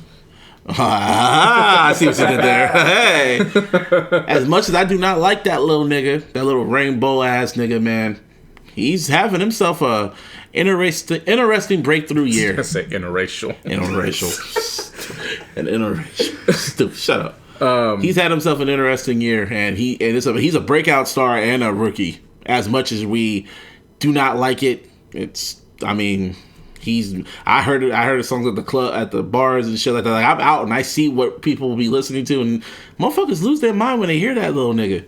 I think He's that up there. a lot of people are stupid out there, but whatever. Put the Georgia sticky Smith- out. Georgia Smith is an option. Yeah, for vocalist and rookie. Yeah, That's her debut. Yeah, come on, you Official had debut. Everything else was. Come on, you had the biggest artist in the world making a simp record about you. Shit, that ain't breakthrough, man. Who else has dropped debut so far? Like a pro breakthrough. That's about it. Is Oh, Ellie Mae. She's a breakout with Boot Up. oh, of course. Yeah. Yeah. Yeah. That ain't saying much. I ain't saying much. Well, I'm not talking no more, all right? Shit. Well, that sucks because we're actually gonna bring up Bay Area artists. Oh, never mind. I'm back. Oh, now you back. I'm back. I'm back. I'm back. I'm mad and I'm black. To me- me, it's gonna go E40, G-Eazy, Mozzie. Fab's dropped 2 albums. Man. He dropped 2 albums, but I mean, come on. We're talking about man. Bay Area. We're not talking about. We know. I'm just saying, like, We know. even for me, like, I love Bay Area music. We're not hitting. We know, but we're bringing up Bay Area. So who else you got? Man, you know what? This name is... He hasn't dropped an album yet. Or at least hasn't dropped one within this year. Pilo. He's on He's supposed to drop it in a everybody's... couple weeks. I know, that's what I'm saying. That's the reason why I'm bringing it up. he's been on everybody's albums, making beats for everybody. If not a feature or a hook, Even had the hottest producer, Jacket Sound. Yeah, I mean, like seriously, that dude, he is Put me the on MVP of something. the Bay so far. Yeah. This year. Yeah. Oh yeah. Without a doubt. Even the singles that he's dropped. Put me on something. Yeah, he's like the lone HPK survivor, man. Right. He's blasting it. He's like Owen Hart when Bret Hart left to WCW. I know I had to make that shit. You can't leave out Kalani. She's been making noise. Shout out friend of the podcast, Prince Soul. Yeah. He dropped album. He actually just dropped a mixtape a couple weeks ago too. Anonymous, that dude. With Trappingfield too. He's been making noise. Definitely some people. SOB and RXE. I was about to say SOB RBE, man. Come on, they had the breakout. They're a breakout star with what's it called? What they did with Paramedic, which is they need to have another hit. The thing when I noticed you guys put a squad on there, I was gonna bring them up on that because you guys know about their album, Paramedic, whatever, but what you don't know is every single one of them has at least dropped one album. I know that. You know, no, well, I mean, but the people, the people. Okay. In the world, Craig. You gotta address that. In the world, You're Craig. looking at us. And We're talking to the world, Craig. Who am I talking to right now? The world, We're Craig. talking to Mike. You're talking I'm to- looking at the mic, bro. looking in our This is direction. the world. This is us. This That's is the why I always make world. clear to the listeners. Right. This is us. This is the world. Nah, but Slimmy B's already dropped 2 albums. What do you call it? Young T.O. has 2 albums. Let's see, The Boy has 1, and Lil G dropped It's his. 4 of them in the clique, right? Yeah, but the other thing too is they're bringing what do you call it? They're bringing out people that they started out with as well. Like there's another kid, King Rod. He's dope. Let me see. There's Sneak, Lil Sheik. Like man, these kids are good, man. Yeah. They're bringing their whole team with them too. That's Yeah. the dope part about it. That's smart. Oh yeah, you can't forget about Burner. He dropped a project this year. Yeah, really. Yeah. That's really underrated. Big Piscato. Yeah. Yes. He had Pusher on that. Pusha T did a record with a Bay artist, but not Drake. Who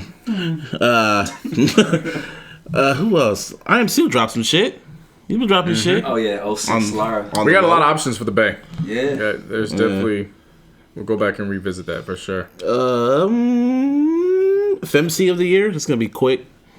At Cardi. this point, it's Cardi. It's Cardi. Not Nicki's pregnancy. It's not shaping up for. Oh, it's anything looking good for Nicki. scary for Nicki. It's looking really spooky. That's why I can't wait till Queen comes out because I'm gonna direct that. I mean, with all these, we wanted to try to. We've succeeded in trying to make some of them. Like I was thinking kinda- about Rhapsody, but she doesn't really drop nothing except the Well, Black that's what I'm shit. saying for the listeners. We tried to make these as inconspicuous as possible, in the sense of we don't want you to know what's gonna happen for the illies. But some of these, there's just no way of avoiding it. Like it is what it is. I mean, Karina, she rapping better than Nicki. Shout out Karina. Outrageous Karina. She's rapping better not than mad at Nicki. that. I mean, it's kind of even when she doesn't try, she raps better than her. Shout out to her. Stay tuned. That's label so far. Label, I mean, it's at this point it's TDE versus good music. I mean, yeah. My mind is TDE versus The world. No, versus nobody. Like they're on their own. They're their own competition. But they really haven't. So they got the Black Panther soundtrack. They got Sir, J-Rock. J-Rock, and then it's To Be Seen.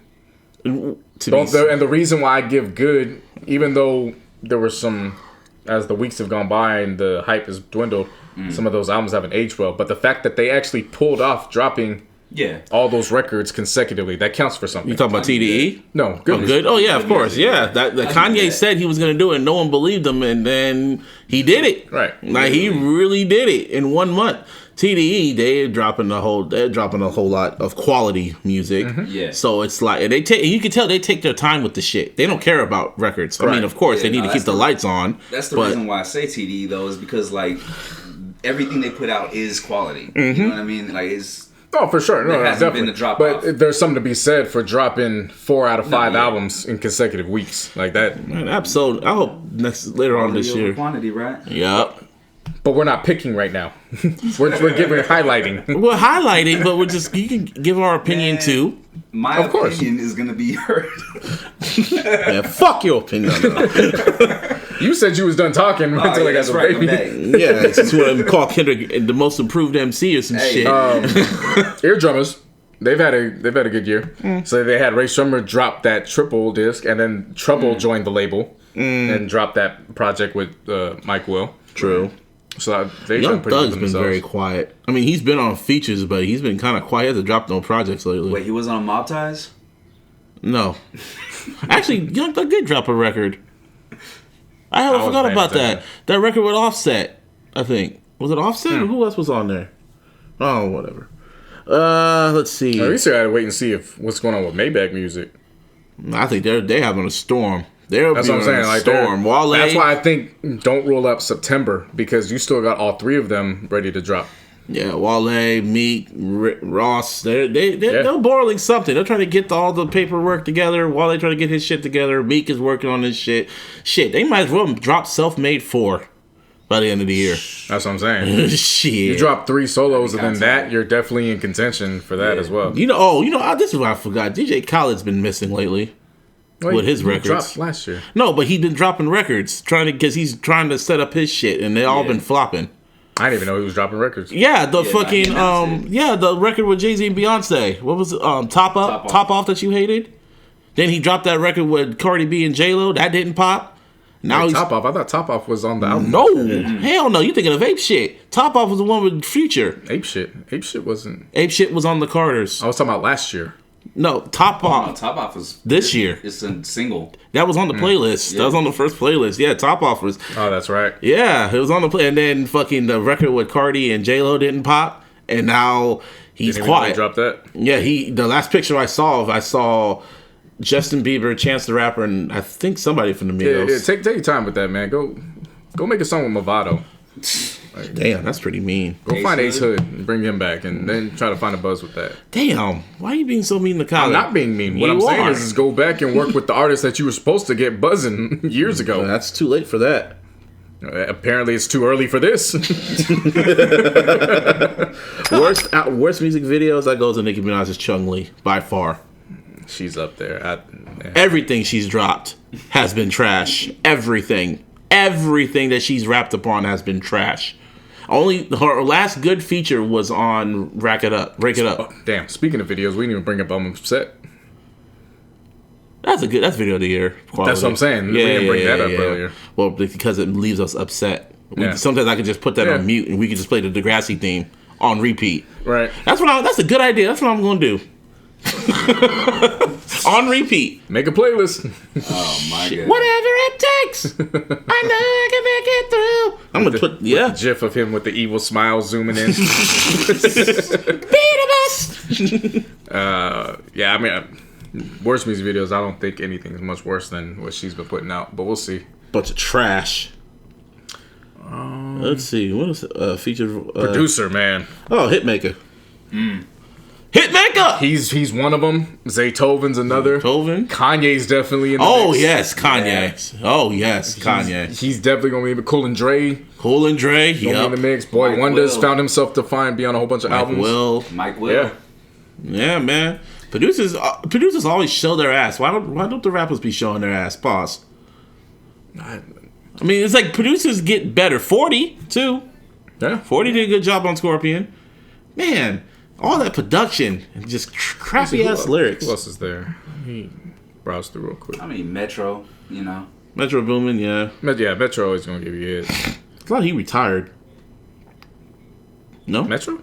he said there was Metro a Boomin? there was a rumor he put up a picture of him saying he retired or some shit. I don't know. He just probably saying that shit. I'm sick of this rap shit, man. I'm gonna retire. That Jay-Z shit that's only works for Jay-Z, not you niggas. You niggas need to put the lights on. Mike and Keys handled a lot of the Victory Lap production. Mm-hmm. They pretty much handled damn near all the production. What's his name? Soundwave from the Black Panther soundtrack. He single-handedly handled the Black Panther soundtrack. That was good. Who was on Cardi's album? Shit. What about Yeah, good one. Wait, No ID? No ID. No, he was on Scorpion, but that was last year. Yeah. Didn't win no Grammys. He got one on Scorpion. He has a few. Oh, He really? produced I just thought Summer it was Games. that one. No, that's the one I was thinking And of. what's it called? Not Saunders. He produced Emotionless. He helped produce another few records too. That's why I was feeling he like No ID should have stuck around Drake a little more because No ID can bring the best out of you. He can bring that inner side, that inner shit out of you and make your best work. I mean his track record proves it. Right. I mean, I don't know why, but Yeah, hey. Boy Wonder again. Boy Wonder had Yeah. 2 tracks on Invasion of Privacy, and they were "Be Careful" and Yep, and that Best went Life. platinum. I don't know. She's not pushing Best Laugh. I'm kind of shocked about that. Well, she's pregnant. That's probably why. Yeah, you gotta remember she's in a special case right now. But she's still dropping heaters, though. That's the crazy shit about it. Because they're preparing. She's gonna pop at any time. So now they're preparing to get ready for the tour. Yeah. Remember, she still got to go on tour. Cardi, just slow down, man. Take care of your child, man. I mean, That baby's going with her on tour. That baby's about to live its best life. Hey, man. They said her album is the third highest selling album this year. So I was right about that. So yeah, she has one of the hottest albums of the summer. Yeah. Hood ratchet shit. So we say all that to get to albums, or you want to get to best rapper so far? Who's the best rapper? MC so far this year? Definitely got Push. You can count Jay-Z because of the... Yeah, oh yeah, how he rapped on that. Yeah. Yeah. Carter's, yeah. Aubrey. Gotta say him. Yeah. Right. He's a pop star, man. But then again, yeah, we're trying to play devil's advocate. I'm trying to get out of here. We're playing. I'm playing devil's advocate. Nah. You trying to be devil's advocate? I'm trying to play devil's advocate. I'm not giving him that. Wow. Royce the 5'9". Oh yes, Royce. To a lesser degree, Fonte. Fonte. Yup. How about Black Thought? Black Thought. I thought definitely. Let's see who else is here. JID. He dropped this year? Yeah, we reviewed it. No, he dropped last year. Oh. He was on XXL this year. Oh yeah. Throw up Nipsey up there. just for Nipsey. that. Yeah. I was thinking that, but I wasn't too sure about how, which your qualifications for MC is. You know what I mean? To me, it's the Right. top rapper of the year who had the best album and best everything. And in my opinion, as of right now, it's Pusha T. But yeah, well, to me, the MC, it just worked out in our favor last year where the MC put out the best album. Yeah. I don't necessarily see them hand to hand. This one, man, this one to me is open.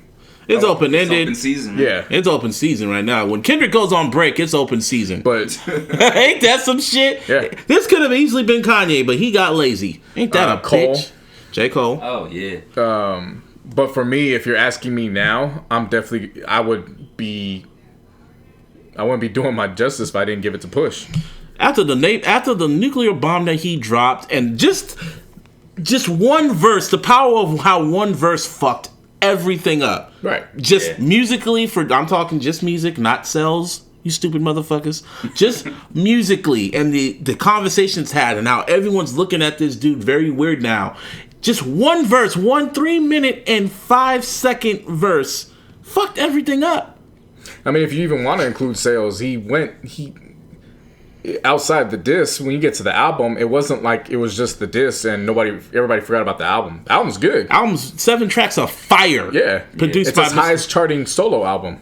Exactly. On the overall Billboard, it went number 3. Of course, hip hop, it was number 1. And you can still just even after I listened to Scorpion, I went back and listened to the story about iLLogical, and I was just like, damn, you hurt his soul. Mm-hmm. You hurt him. And now all the way to the part where Drake is dropping subliminals and just trying to act all nonchalant about it, but you know deep down inside, you are hiding a child. No, not that haha. Yeah. One more time. Yeah. See, they're keeping me away from the soundboard Yeah. because I would go ham with that shit. It's like the best response there with every Drake fan. Well, Drake has all this shit. You are hiding a child.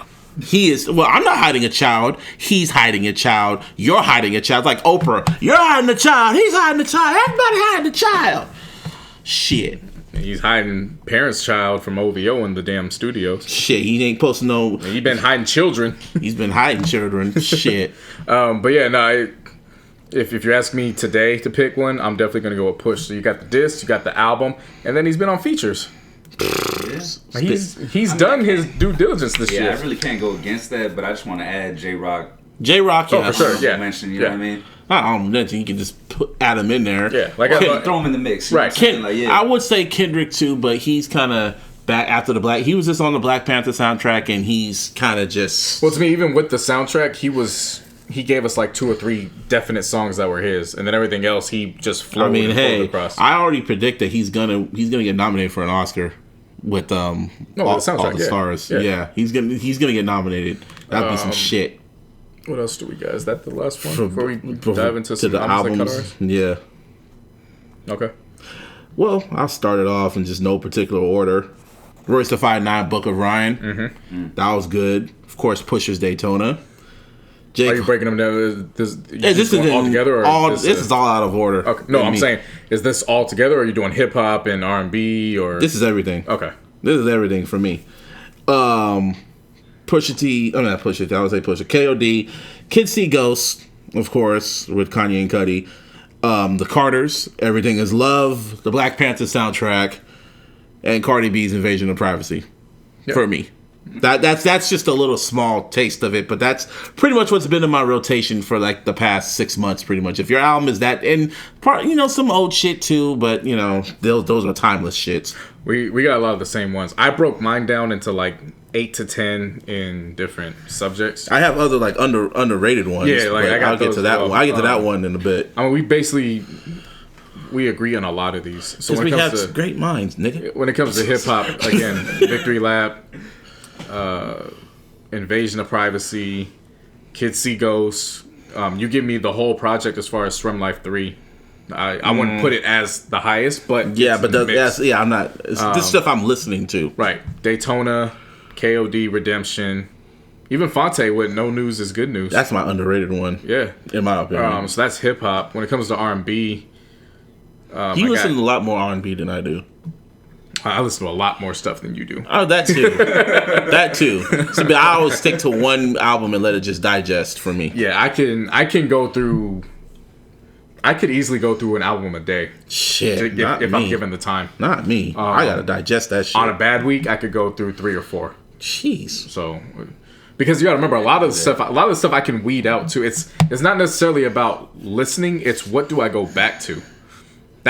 I look at albums as a movie. I can't just go back to certain scenes in the movie and be like, I want to watch that scene over and over again. I gotta listen to the whole body of work from front to back. Right, but there's also instances where I know an album isn't gonna be an album that requires all my attention. So some of that stuff you just play and you try to figure out which one sounds good for the playlist.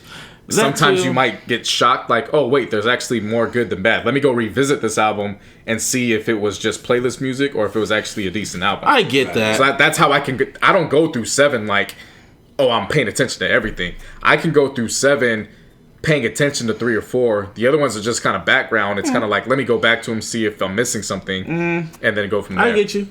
But on R&B, Isolation with Kali Uchis. The Color of You, Alina, of course, Dirty Computer, Janelle Monáe. It keeps people keep forgetting it, but every time I bring it up, they're like, "Damn, yeah, you're right." November with Sir. Yep, by Sir. And Amen. Was it Amen? The one that the one with drama on it. You know what I'm talking about? Amine? Yes, Amine. It came out last year. That album came out last year. I thought it came out this year. No, it came out last summer. Oh, shit. Leon Bridges' Good Thing.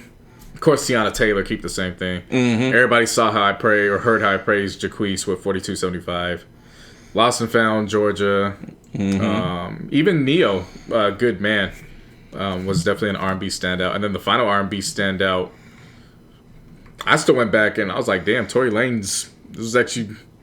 Yeah, that did drop that. You really call that an R&B album? Because he was rapping a lot on that shit. I mean, that shit was better than Scorpion. I could put it as a wild card. I just felt we know him as a singer. Might as well just put it there for now. But it could go on. I have a wild card list as well. I got myself. I usually save the wild card for more of the underrateds. Yeah, I got the underrateds. Like Tory Lanez is a name that you recognize. He's also a name that's going to serve you up a performance and a 2 or 3 piece if you go to his concert. Did you see the footage? Yeah. Some man kept grabbing on his wrist, and he went into the crowd and started throwing haymakers. Somebody threw. I thought someone threw something at him. I thought somebody threw something at him. That's why he did it. They threw something at him, or the dude wouldn't let go of his wrist or his pants or whatever. Something like that, because he gave him the 2-piecer. But for me, one more. We'll go into the wild cards after, because then I put the EPs, mixtapes, and the soundtrack into its own. Oh wow! Okay. So of course, Black Panther, My Dear Melancholy by Weeknd. Of course, you said Black Thought earlier with Streams of Thought. Right. Mozzie with Spiritual Conversations. Mm-hmm. It's still early, but it's definitely going to be in the mix. Beast Mode 2.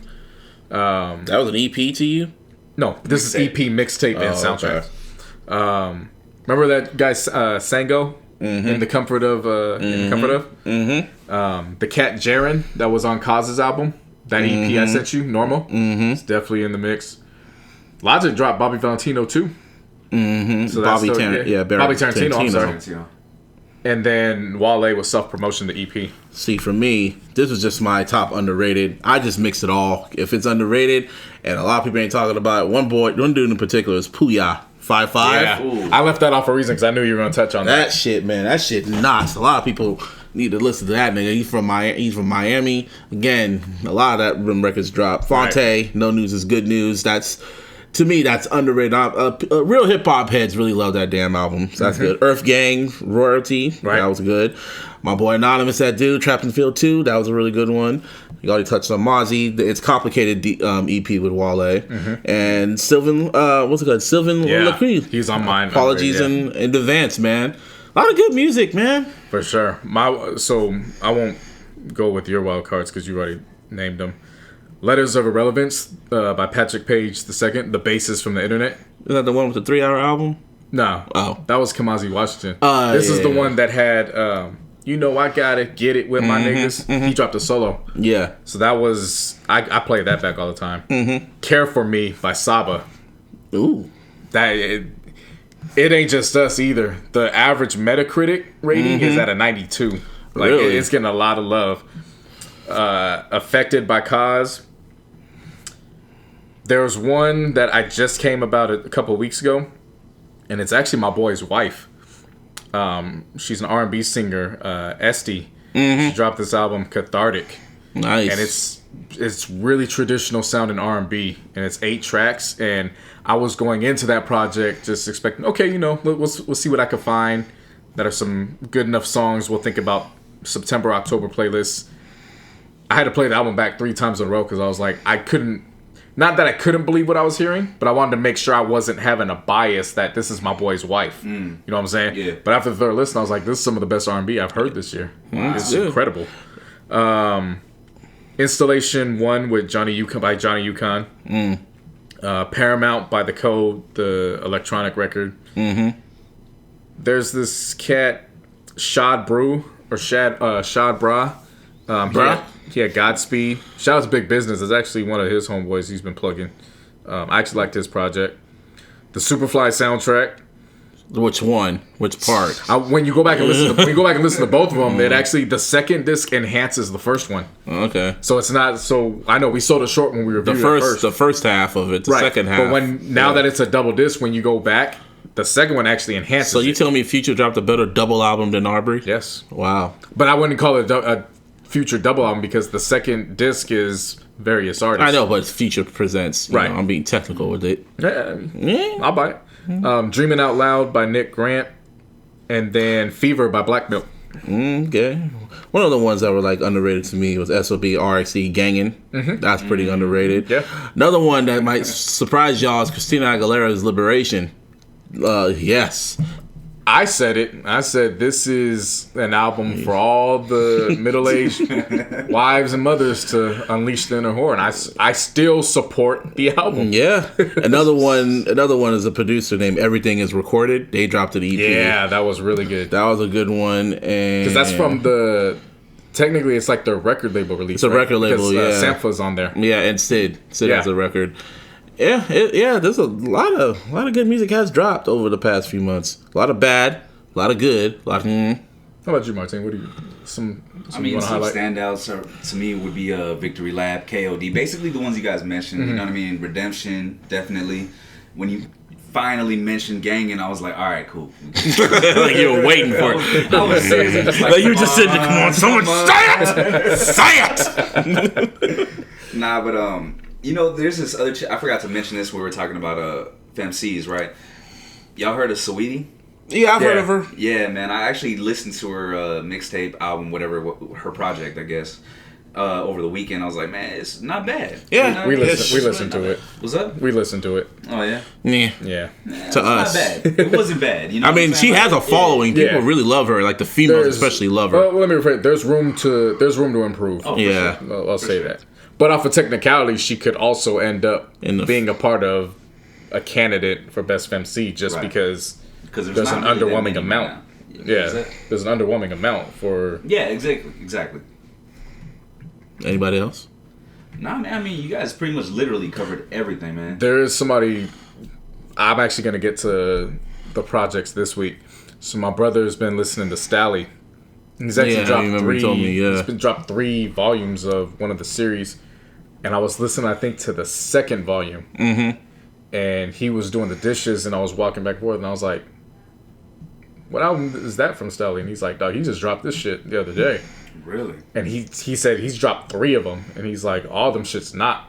So I was like, "He's dropped 3. I'm definitely gonna go back. I'm gonna check him this week." We're gonna, Somebody else dropped. I just see them in my mind.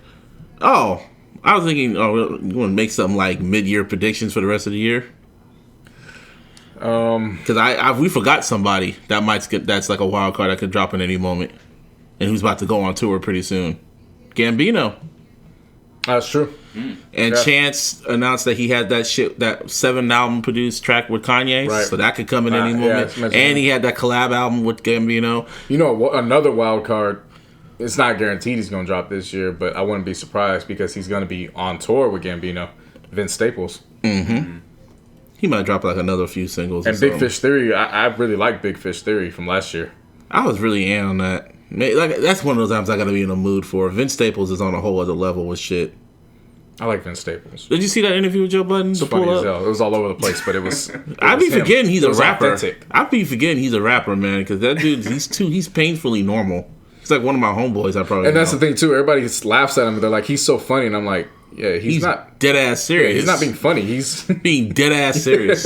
Like I'll never forget. That's just who he is. Right. I'll never forget on Everyday Struggle how honest he was when he said that he dead ass thought Consequence was Raw Digger when he first heard Spaceships Yeah. because he downloaded the College Dropout and he first heard Spaceship. He thought Consequence was Raw Digger. Yeah, I remember and I remember that Joe Budden got up and just laughed his ass off. He walked off the screen laughing his ass off because he was dead ass serious when he said it.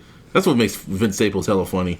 oh yeah, He needs a podcast, man. He needs his own show. I'm getting tired of this shit. Someone needs to like cut him a check and let him just talk. I can listen to him talk like for hours because he's fucking hilarious. and they need to put that shit through. Honestly, he needs to go through. Diddy got to cut that and make him put a revolt. Revolt. Fucking make him on Viceland. Put him on Viceland. Nah, because they're losing everybody. Yeah. Yeah, they are losing people. I mean, yeah, probably. Like Jesus and Meryl, they're going to Showtime. Showtime. Charlamagne's going to HBO. But Vince Staples is somebody you got to keep. He can have a following. It's just you can't give him a TV show on TV. You got to give him a show that's a viral show. like a YouTube show. Or Right. something. And that's no disrespect to him. It's just he hasn't reached the national platform yet. I mean, it's the same thing with Joe Budden. Joe Budden's not. Man, he's you barely don't coming put, on Revolt. Man, don't put no microphone in front of Vince Staples. You thought Kanye saying George Bush don't care about black people is bad. Don't put a national camera on Vince Staples. He'll fuck around and say some shh. We're laughing, but yeah, like you thought what Kanye said was bad. Man, don't put no camera on Vince Staples and a live mic. He won't give a damn.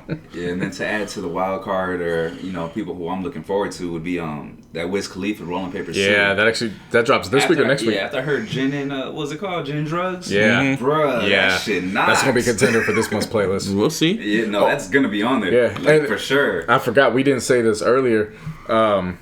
Happy Born Day, Mac Dre, last week, last Thursday. Oh yeah, your playlist. Yeah, July the 5th. That would have been his 48th birthday. He was an OG. Yeah, OG status. Probably would have been dissing Drake. Think I'm playing. Possibly. Nah, he definitely would have. Nah, he would have loved Definitely him. would've. Nah, he would have loved him. Yeah, shouts out to everybody that paid homage. I know Ryder J. Clyde was on Instagram. Him, Fab, The regular countless other Thiz. nation people. Yeah.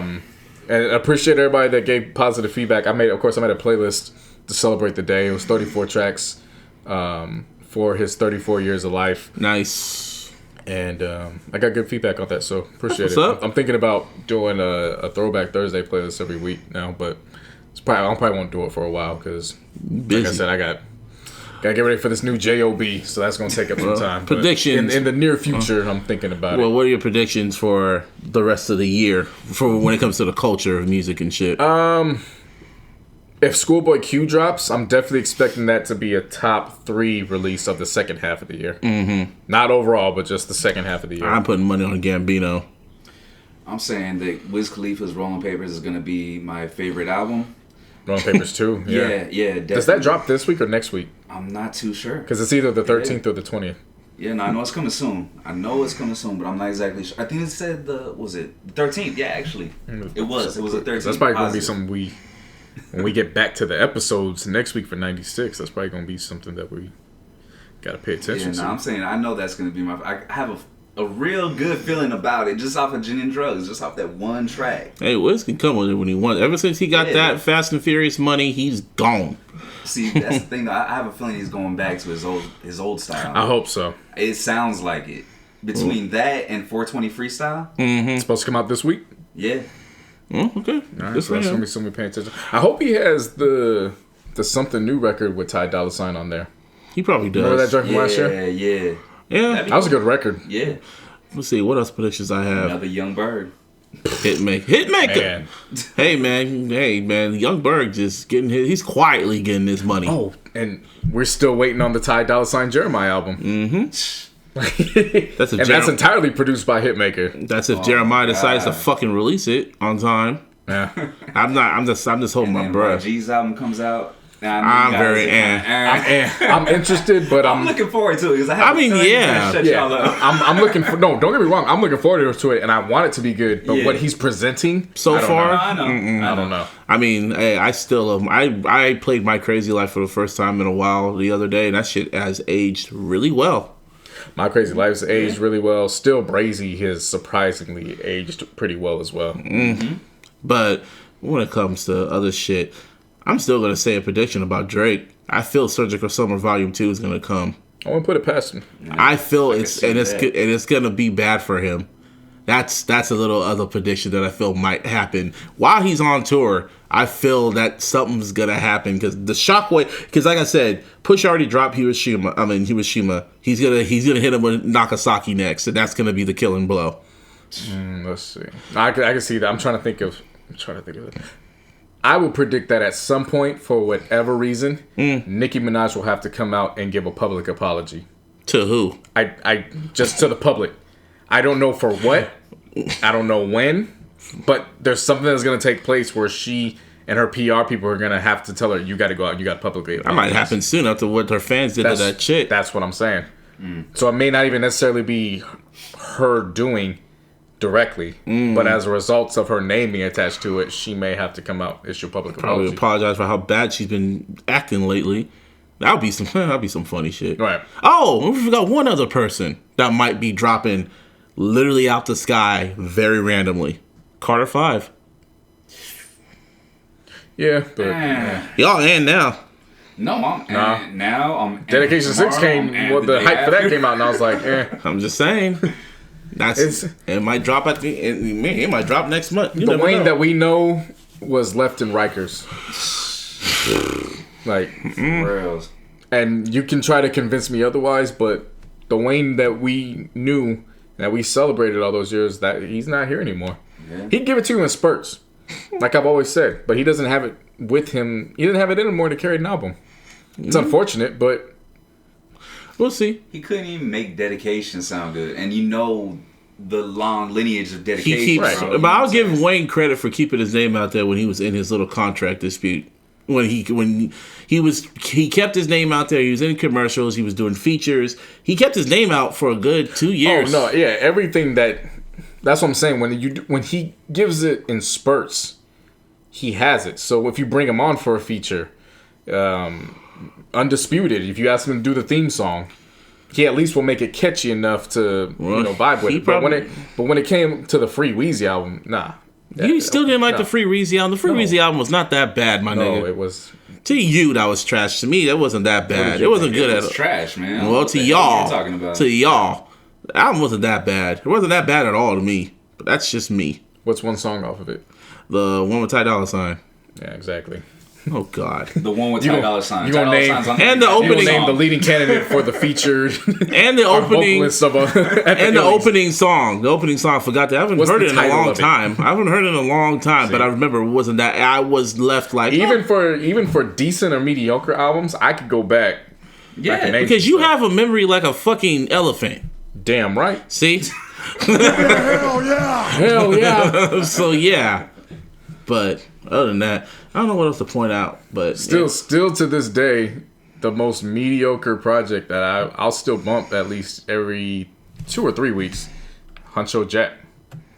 I still play that, but a lot of it has to do. And somebody, it was funny. I forgot who it was, but he called me out on Twitter the other day because he was like, you got to be held accountable because you're saying Scorpion was whack, but you also praised Huncho Jack. And I was like, yeah, but I also said it was mediocre. Like, I have no issue if people say they like Scorpion, but they say Army's Angels, man, it went down. You know what I'm saying? I have no issue with that. It's only when you're trying to convince me that this platter that's full of shit is actually good. That's where we clash. Well, if you dig in it and take out certain stuff I'm in there. glad about that. That was something else that got brought up. I forgot who it was on Twitter as well, but they were saying, so the way some of y'all describe albums, it's like, damn, I gotta do all that to enjoy it. And then I started thinking about one of the correlations I made, which was, yeah, imagine some of these new cats telling you about this new restaurant. Hey, dog, you got to try the macaroni salad there. It's fire. But you can only eat it at like 7:27 p.m. on a Tuesday night when the moon is halfway up. Because that's how they describe music. It's like, what the fuck am I going to go eat food there for? Yeah. Do that? Yeah. That's how people describe music these days. Yeah. But in terms of Huncho Jack, I openly said it was mediocre. I didn't say it was good. The reason why I like it is because of the production elements. There's a lot of elements that I took from production-wise, and then I also want to add some stuff when I do some engineering for folks. That's why I like it. It ain't got nothing to do. And I had to break that down as well. It was I hear different things. Half the time I'm listening as a fan and as a critic. The other half I have to listen to production-wise. Yeah. So I'm gonna catch stuff that the average fan doesn't want to.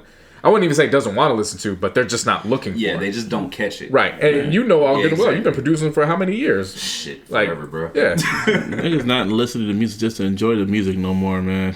Right, yeah. There's going to be music that I enjoy that I know it's mediocre. You know what I'm saying? But that's not the point. There's records that I have emotional attachments to because I've had friends and family that have passed away. But before they passed away, that was a record they liked. I didn't like it when they were alive. Right. But it's one of those things, now I have an emotional attachment because it just reminds me of good memories about them. You know what I'm saying? And that goes back to, like, when I said my prediction that Rolling Papers 2 would be my favorite album. And the reason why, it might be just mediocre. Right. But for me, I already know where Wiz is going with this. I could see it. Right. And I already feel like that could be my favorite based on that. It's not necessarily saying it's the best. But personally, you know, I might fuck with it. Yeah. Well, shit. You got a sports prediction? Niners we really didn't touch on sports a lot. But Niners are going to do great. That's all I know. I'm not. And that's football. it. Well, good for you. I will. I'm not mad at you. I wasn't saying that to be. No. I know. But I'm just letting the world know. I know there's going to be a lockout soon. The NFL are fucking idiots and they're damn near racist. But all I know is Jed York ain't racist. It's still fuck him, but he ain't racist. And we're getting that Super Bowl. We're going to the playoffs and we're going to the NFC Championship. If we go to the NFC Championship, I will apologize to Jed York.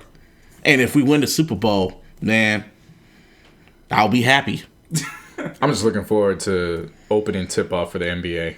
Well, yeah, because you know Lakers are going to be back on that opening night bill, and they got Christmas. We're going to play them then too.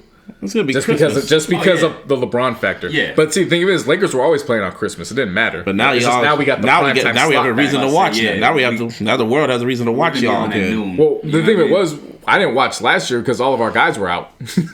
That's why I didn't watch the game last year. They were hurt. Yeah. Y'all played late. And we were the last game. No, that's a lie. I actually did watch the game. We beat the Timberwolves Christmas night. Yeah. That's who we played. Yeah. No, you're right. But we actually were going to get our primetime slot back.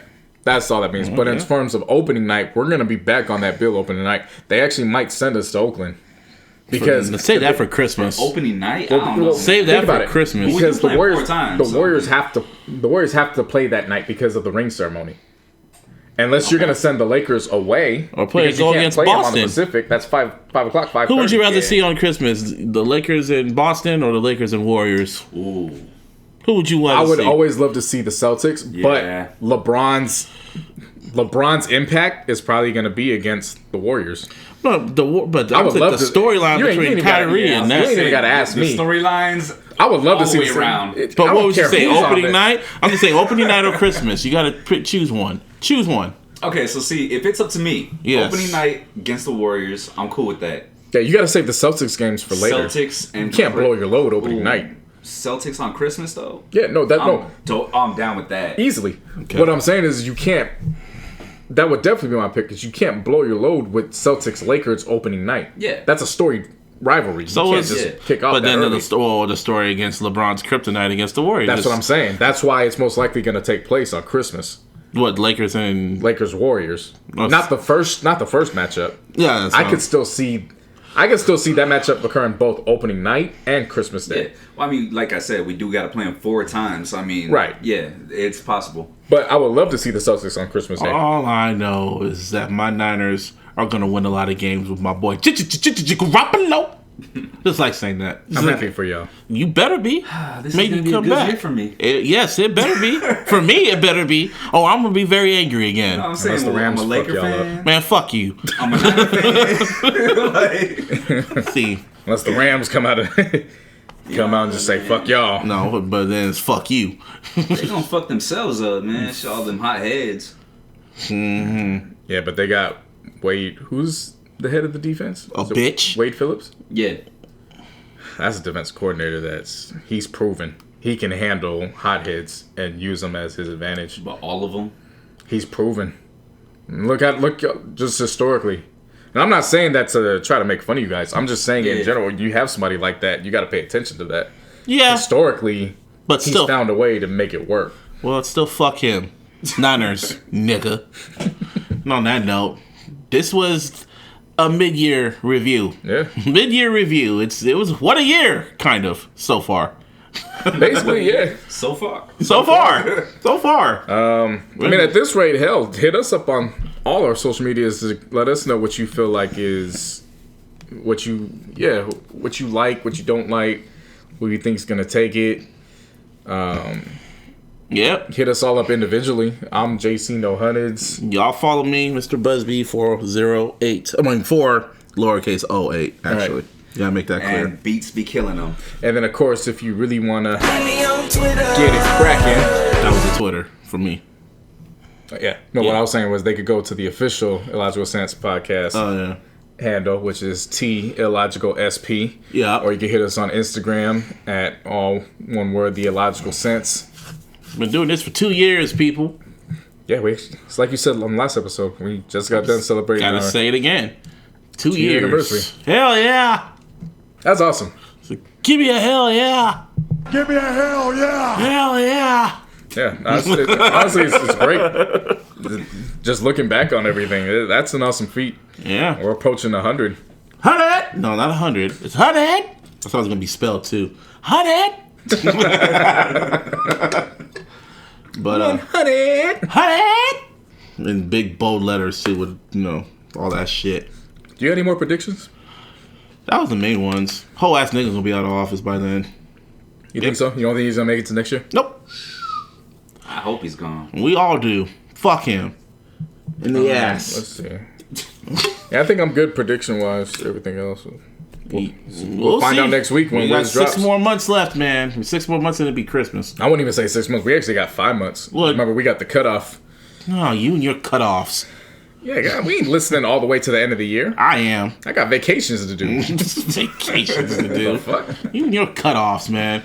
I would say this: if you don't drop by Black Friday, then that's gonna be a cutoff. I don't see anybody. No, that's what I'm saying. That's heavyweight. Like I said, the rule I'll make it if it's someone like a Kanye or somebody, then I'll be like, okay, that's an exception to me. They already dropped. I know. I'm just saying hypothetically. Even if they want to drop again, I'm not even. I mean, hypothetically speaking. The only ones I'm going to give leeway for, Chance. We know Gambino's going to drop because he's going on tour, so I'm not worried about that. Chance. He going to drop out the blue, too. I feel it. Who else did you say was going to be a surprise? Did you say Gambino? Did you say somebody else? I'm trying to think. I know it was Gambino. That was about it. No, you never know. Absol might. Oh, Wayne.